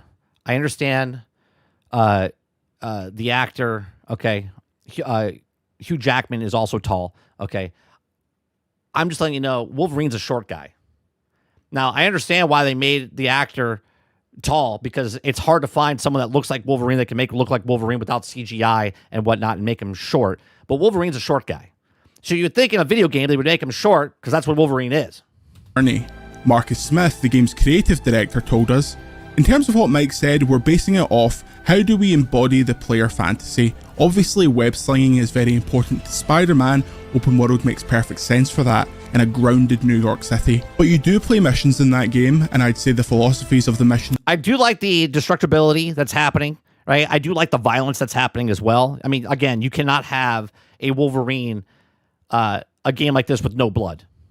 I mean, I understand you can shut it off, but it's got to be visceral like this, because that's what Wolverine is. Design are very similar to what we have done on Wolverine, what we've done on Ratchet and Clank Rift Apart. Yeah, look, like he decapitated, like, or chopped off his arm. He didn't decapitate him, but his appendages are gone. This looks fantastic like that. And so on. We didn't have a big philosophical shift. It's more bringing things tighter in. The camera's tighter in. He's not holding his punches back, let's say. Wolverine is not someone who web slings. In fact, he's 500 pounds of adamantium skeleton. It means he's going to be a lot more grounded and everything is going to be a tighter experience. So that was the only major difference. We're doing a much more curated and linear mission design, but it is, at the end of the day, not that different from Spider-Man. This is not an origin story. While we've already mentioned that the X-Men aren't in the game, it does look on rails, a lot of rails, but that's a lot of the first party title games with Sony, and right? this story takes place early in Wolverine's career. This isn't an origin story for the character. And I'm okay with that, Jason, because it's just a single player's game. It's not an open world game. You know what I mean? Marcus Smith told us, first of all, being an unreliable narrator is kind of in the DNA of Wolverine, and we wanted to make sure that we were telling an original tale in that regard. That's why I say this is not an origin story, because we're not talking about how the adamantium was introduced to a skeleton, but we're also mixing and matching some, right, you already know Wolverine. Some of the canonical timelines of other media. For us, it was important to start off with a story that can highlight Wolverine as a character. Because of that, there's no one slice with his claws, dude should be dead. X-Men, largely because as soon as you introduce those giant personalities, all of the oxygen gets sucked out of the room. Then it's not a Wolverine game.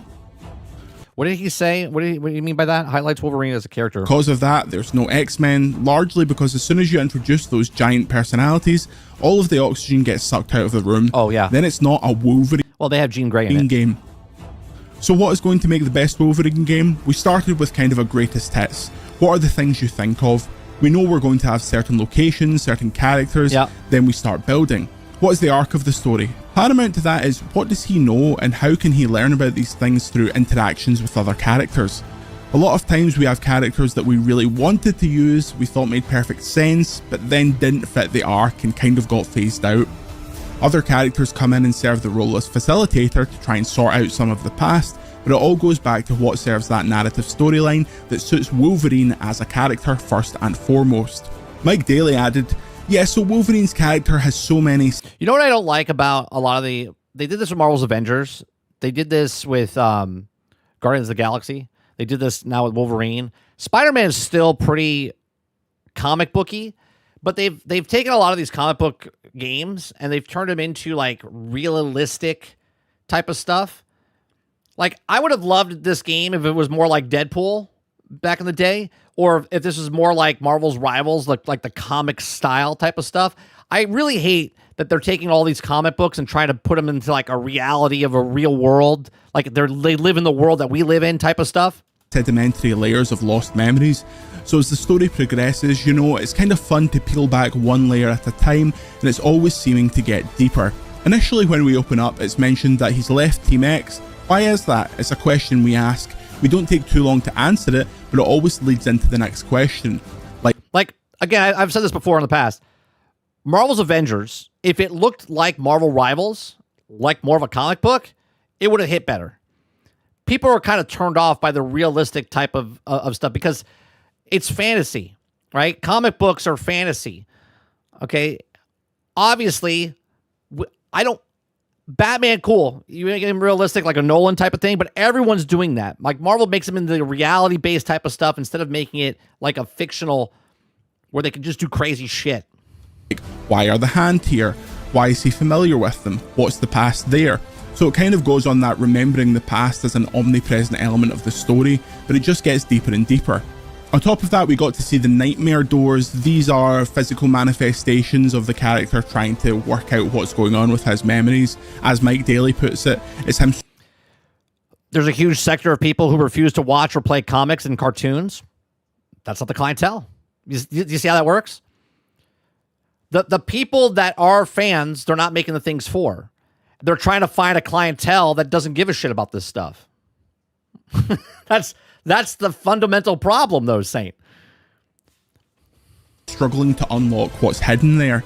Daly says that's a player-driven option for a layer of memories from his past that you can unlock as well, and that acts as a layer of depth beyond the main narrative and reveals new cinematics. Insomniac confirmed to us that New Game Plus will be in the game from day one, and players can replay missions as soon as they find nightmare cabins in-game. Mike Daly said, I can say that even in your first playthrough, whenever you get to a nightmare cabin, you can immediately replay any of the missions you've completed so far. By doing that, you can sort of complete collectibles if you want to, and that feeds into your progression in the main campaign. So your first time through the game, you don't have to worry about catching every... I hope that's not in the game the entire time, is it? That's the first time I think I've seen it. Like, I hope there's like a story, he's like following somebody and this is the trailer. They don't do a breadcrumb trail the entire time, do they? single thing as you go. If you really want, you can go back and get what you missed. That's built in from the beginning of the game. On the disc, New Game Plus is supported. You can carry over all your progress, you can start the story again. Our goal was to make the second playthrough as fun as the first. So to spice things up, of course it's fun to at first basically go through and stomp everything with your awesome kit, but we also added a few New Game Plus. It's a version of the detective mode? Okay. Specific additions. They're optional, but you can mix and match them, turning the ones on you're interested in. That can really accelerate combat in the game and make it feel extreme in terms of how quickly you can take out enemies and how quickly you can get a game. Yeah, 100%. I think if they stop trying to make comic book games more realistic, they would have a bigger fan base. Why is Marvel Rivals more successful than anything else? Like, why are people okay with it? Because it's comic books. That's what they want. They want comic books and their comic book characters. Over if you're not careful. In a way, it almost makes it feel even more like the Wolverine fantasy that a lot of people were aiming for. A big change from Spider-Man that we noticed playing Marvel's Wolverine is how minimalistic the HUD is. Mike Daly told us you'll notice that the UI in the game is intentionally pretty minimalist. Going back to the Spider-Man example, his HUD fits Spider-Man because he has a visor and he's a thoughtful guy who wants to access a lot of information. It feeds into your decisions, knowing what the numbers are. Logan is very different. We want your eyes, your thoughts to be on the world. If players are stuck or looking for their next objective, Logan will actually follow a scent trail, which ties into how animalistic the character actually is. And finally, Logan can't control his rage. Shit.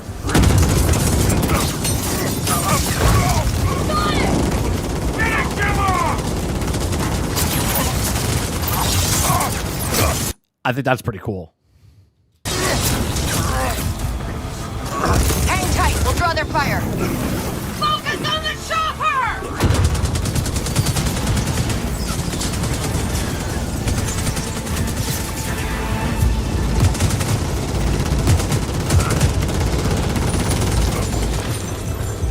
That's pretty cool that you see his animatium skeleton underneath and it's healing. Healing damage slowly builds up Wolverine's rage meter, each segment corresponding to an increase in his anger. The higher his anger, the more relentless his attacks. Max it out and Logan will automatically enter a primal rage, greatly increasing the power of his attacks while depleting the gauge over time. What sticks out most about this mechanic is how little players have control over its function. As a means to showcase Wolverine's emotional instability, the team has made the deliberate choice to leave it out of the player's hands. Insomniac says it was a distinct challenge because a simplistic healing factor of just your health regenerating over time I like the way he's fighting. Players to slow down the pace of combat because instinctively you want that HP. That also ties into this other element, which Logan has got this rage. It's like the wellspring coming out of him. Marcus Smith relayed that these systems are foundational to Wolverine as a character. The decision to tie the two components of Logan's character together led to this rage system. If players run out of health but they have a bar of rage, Logan can jump back into the fight as a safety mechanism. Yet on the other end of this is the showcase of Logan's unbridled aggression. Once his rage meter maxes out, it's out of the player's controls and they just have to roll with it, just like Wolverine.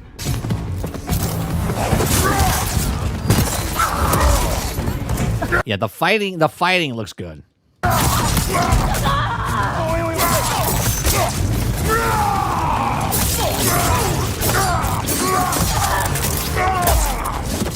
God damn, that was good.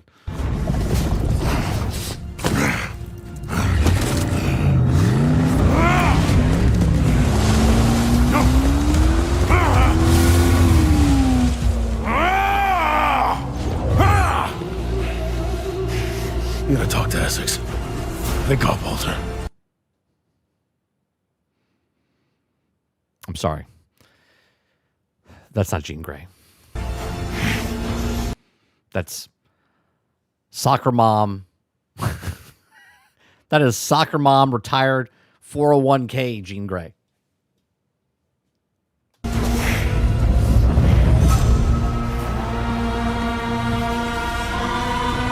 We're very impressed with what we've seen from Marvel's Wolverine so far, and you can expect much more coverage as we get closer to the release date. You can check out our written preview on VGC and our interview with Insomniac. Please consider supporting VGC on patreon.com/videogameschronicle and subscribe to VGC on YouTube. I'm Jordan Midler. See you later.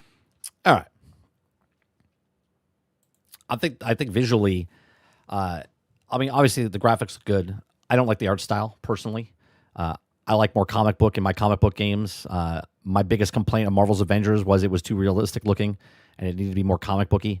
I think they nailed the combat. I'll say that. I think the combat looks good. It does look like it's on rails a lot, but then again, Spider-Man doesn't feel like that because you're swinging around an open world city. You know what I mean? I love Spider-Man. The feeling that you get when you swing around the city just feels so good. Obviously, you can't do the exact same thing in Wolverine, completely different character. But what there's there, I think looks decent. I say it sells exactly what I said before. It sells between 4 and 5 million copies. And I don't know the budget of it and stuff like that, but I think that's where it ends up at. About 4 to 5 million copies.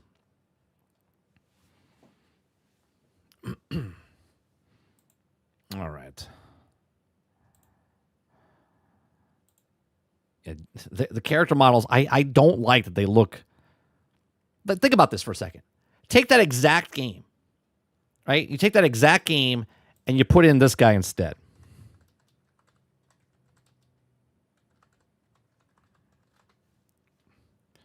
Right? You put this dude in instead.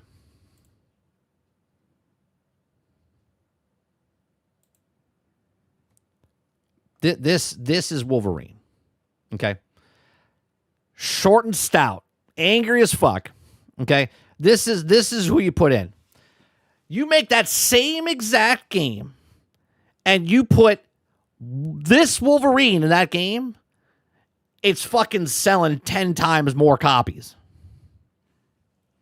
Right? You see what I'm saying? Right? You take this character.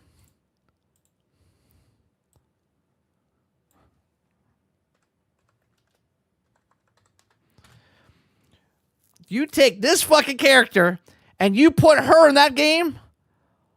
Holy Christ. Right? What are we talking about? You take these comic book characters, you put them into that Wolverine game, completely fucking different game, and that game sells 10 to 12 million copies. Okay? I personally, right, I'm not saying the game's going to suck in any way, shape, or form. I hate the style of it. I don't like the art style of it. It's not about the ass and the curves and stuff in this either. This is Jean Grey. Right? This is Jean Grey. That is Wolverine. Yeah, she's not a 45-year-old soccer mom. Right? Fuck, it's like shit. They should put a like, look at this. Tell me you wouldn't rather have this. Hold on.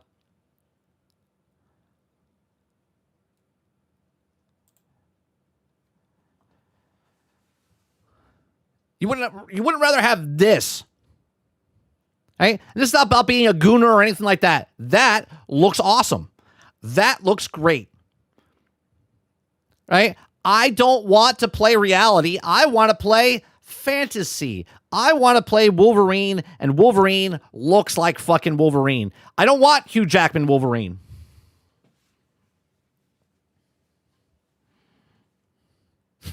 Like, what are we talking about?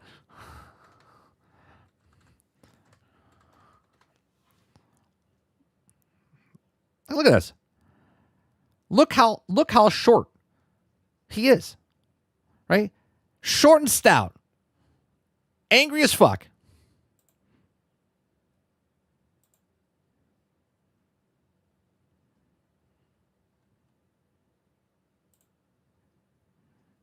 This is what you should do. Unproportionate, big giant forearms. Wolverine. Comic book. You guys can like the game. You guys can buy the game and play the game. I'm just saying it would sell a lot better. It'd be a lot better if it wasn't in reality. Does this take place in our Earth?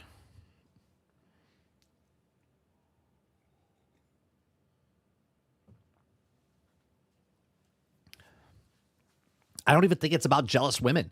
I think it's people that just don't understand There are people that are making comic book movies that don't make them comic booky. There's people that make games about comic books and they just don't make them off comic books.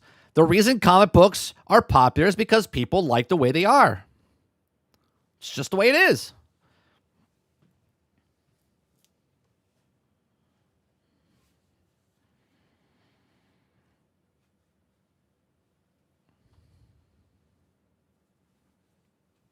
Sage says, I think play requires some imagination, so realistic games are supposed to be Sims. Wolverine Simulator. Yeah, but look at Stellar Blade, right? Look at games like that. Look at the games where the Westerners are making games and they make them feel fantasy, right? It can still be great, fantastic games. And again, I'm not saying Wolverine can't be a great, fantastic game. I don't like the art style because it's a comic book game, man. Like, even I love the fact that in Spider-Man, you can get the Miles Morales, the actual, like, the Spideyverse one, or the multiverse one, where he's the comic book character, and you can have him as the skin swinging through the city. Like, that is cool, right? They should have made a whole game like that.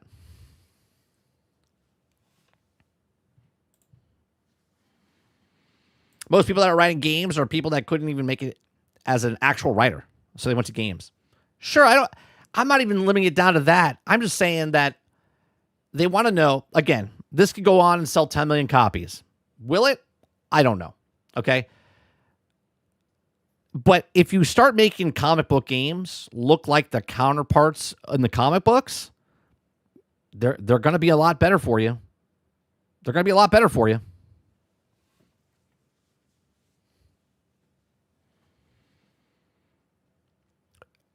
Should have made it look like the 90s X-Men arcade game. I mean, if you want to make it like that, sure. But that game's awesome. Why? Because it looks like the comic books. You know?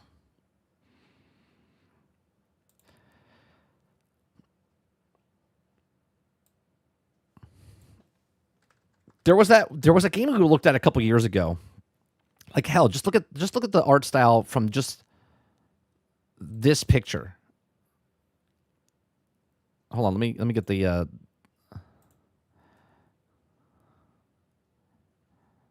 where is the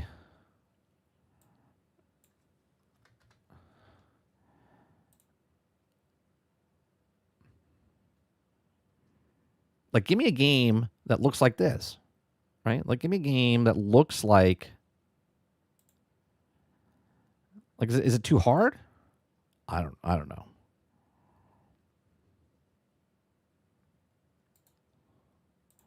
Like this, right? Look how badass fucking Doctor Doom looks, man. Right? Look how just the main here. Let me back up with. No, like, just look at the art style of the like. Give me a game like this. The art style of this. Right, the art style of this, that's fantastic. Just take that. Look at Marvel Tokens right now. Right? Look at the art style in Marvel Tokens. It's fucking brilliant. I love it. It looks great. Right? Say what you want if it's running well or not. But the art style for that game looks fantastic.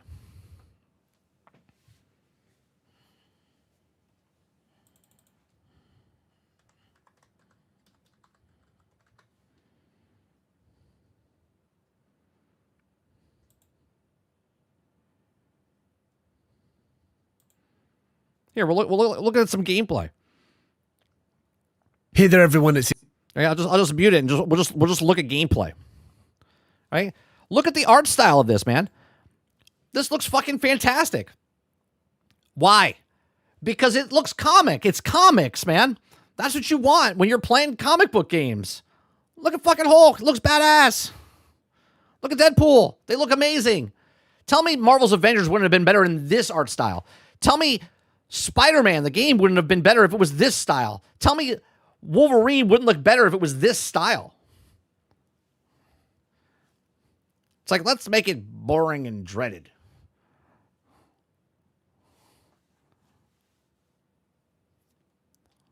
Fucking Marvel vs. Capcom back in the day.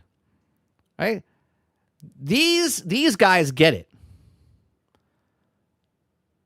Yeah, it's cartoons. You know why? Because it's fucking comics. It's what it is. They understand it. They get it.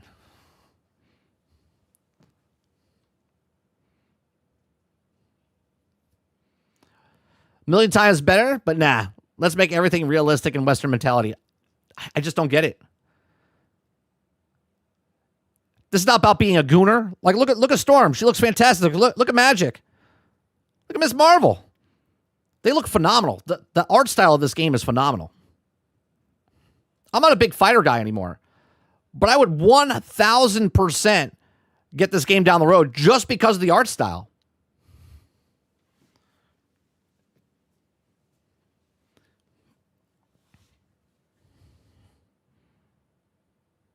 I love it.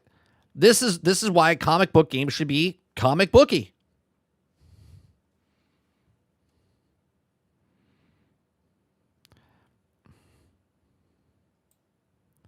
Let's see. Do they have... I even love it that they even put the comic strip type stuff in the game. Right? Telling the story. Now that's Wolverine. Okay, that's Wolverine.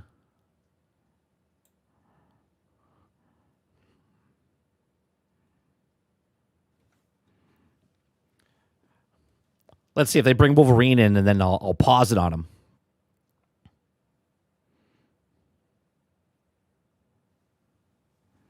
He's got to unlock first, huh?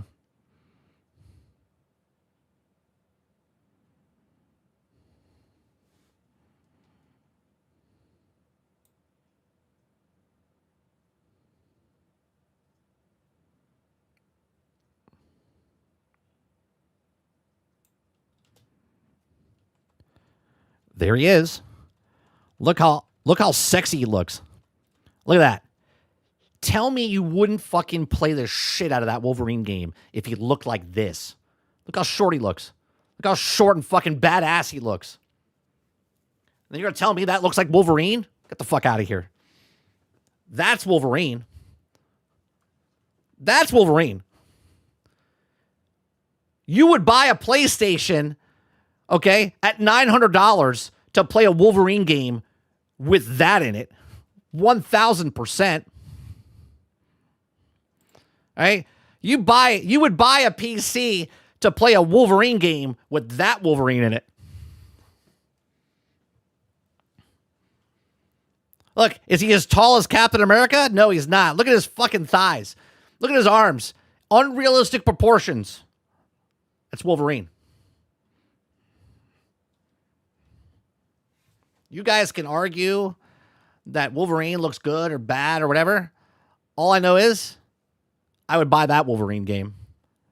No doubt I would buy that Wolverine game.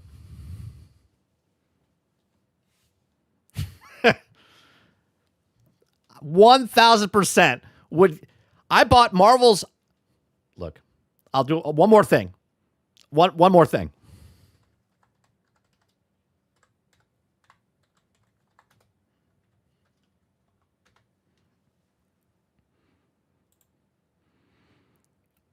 I bought a Nintendo Switch when it came out because of this game. Because of this game. Not because of Mario, not because of anything else, because of Ultimate Alliance 3. Okay? Comic book game. Okay? Comic book game. Playing and feeling like I'm in the comic book. Right? Fantastic game. On the Switch. Right? I bought a Switch because of this.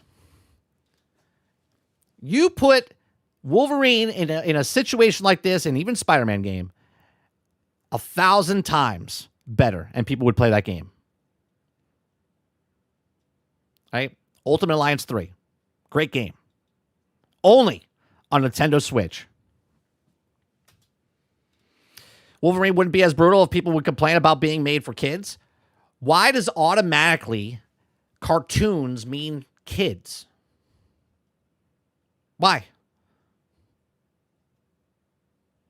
Simpsons has been around for fucking 30 years, 35 years, 40 years. What are you talking about? Cartoons don't mean kids.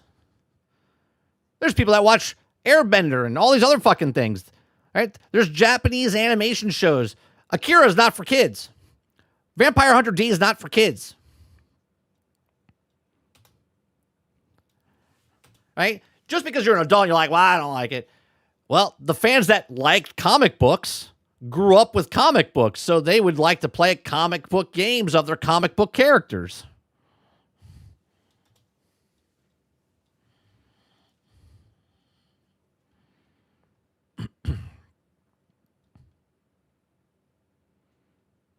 Oh yeah, sure. And I'm not saying anybody does not buy Wolverine because it doesn't. I'm saying what I would do, right? First of all, I wouldn't even make a Wolverine game unless it looked like that. Too bad Tokon is facing the same woes as Helldivers with the region locks. I can see why Shift Up made it a mission to self-publish. That crap hampers sales greatly. Appreciate the $10 super chat. Yeah, they're having problems right now with optimization on PC and stuff as well. They're not getting criticized because of the art style. That's for sure. Do you know what I mean? They're not getting criticized because of the art style they chose for the game. They're getting criticized because of the optimization for PC. And then the region lock that they did for PlayStation. No one's going, oh man, I wish the art style was realistic. No, like, this looks fucking badass. That's why you're interested in the game.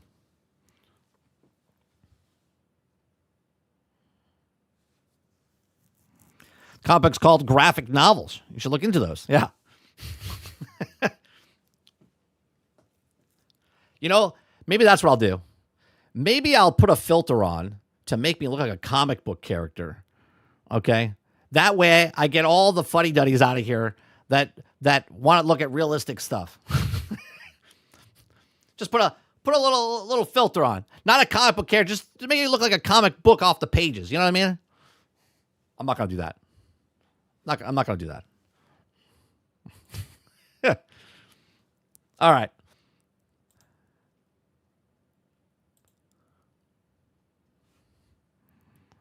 Let's see what else is going on. Anything else going on? Uh-oh. Sean Murray tweeted something. Do we have an update for... We have an update for No Man's Sky? No? We're good? Okay.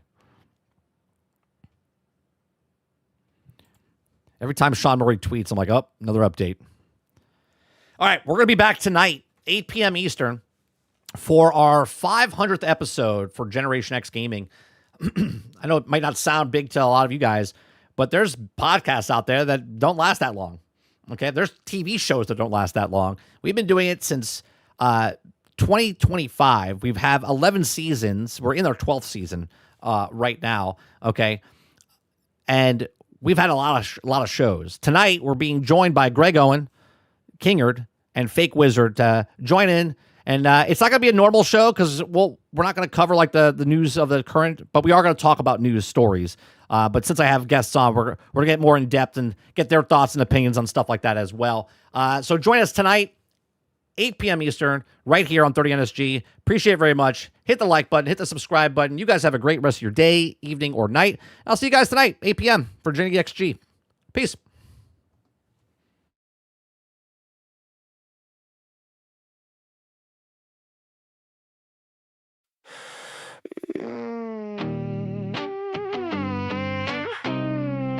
You bought our childhoods, then burned them to the ground.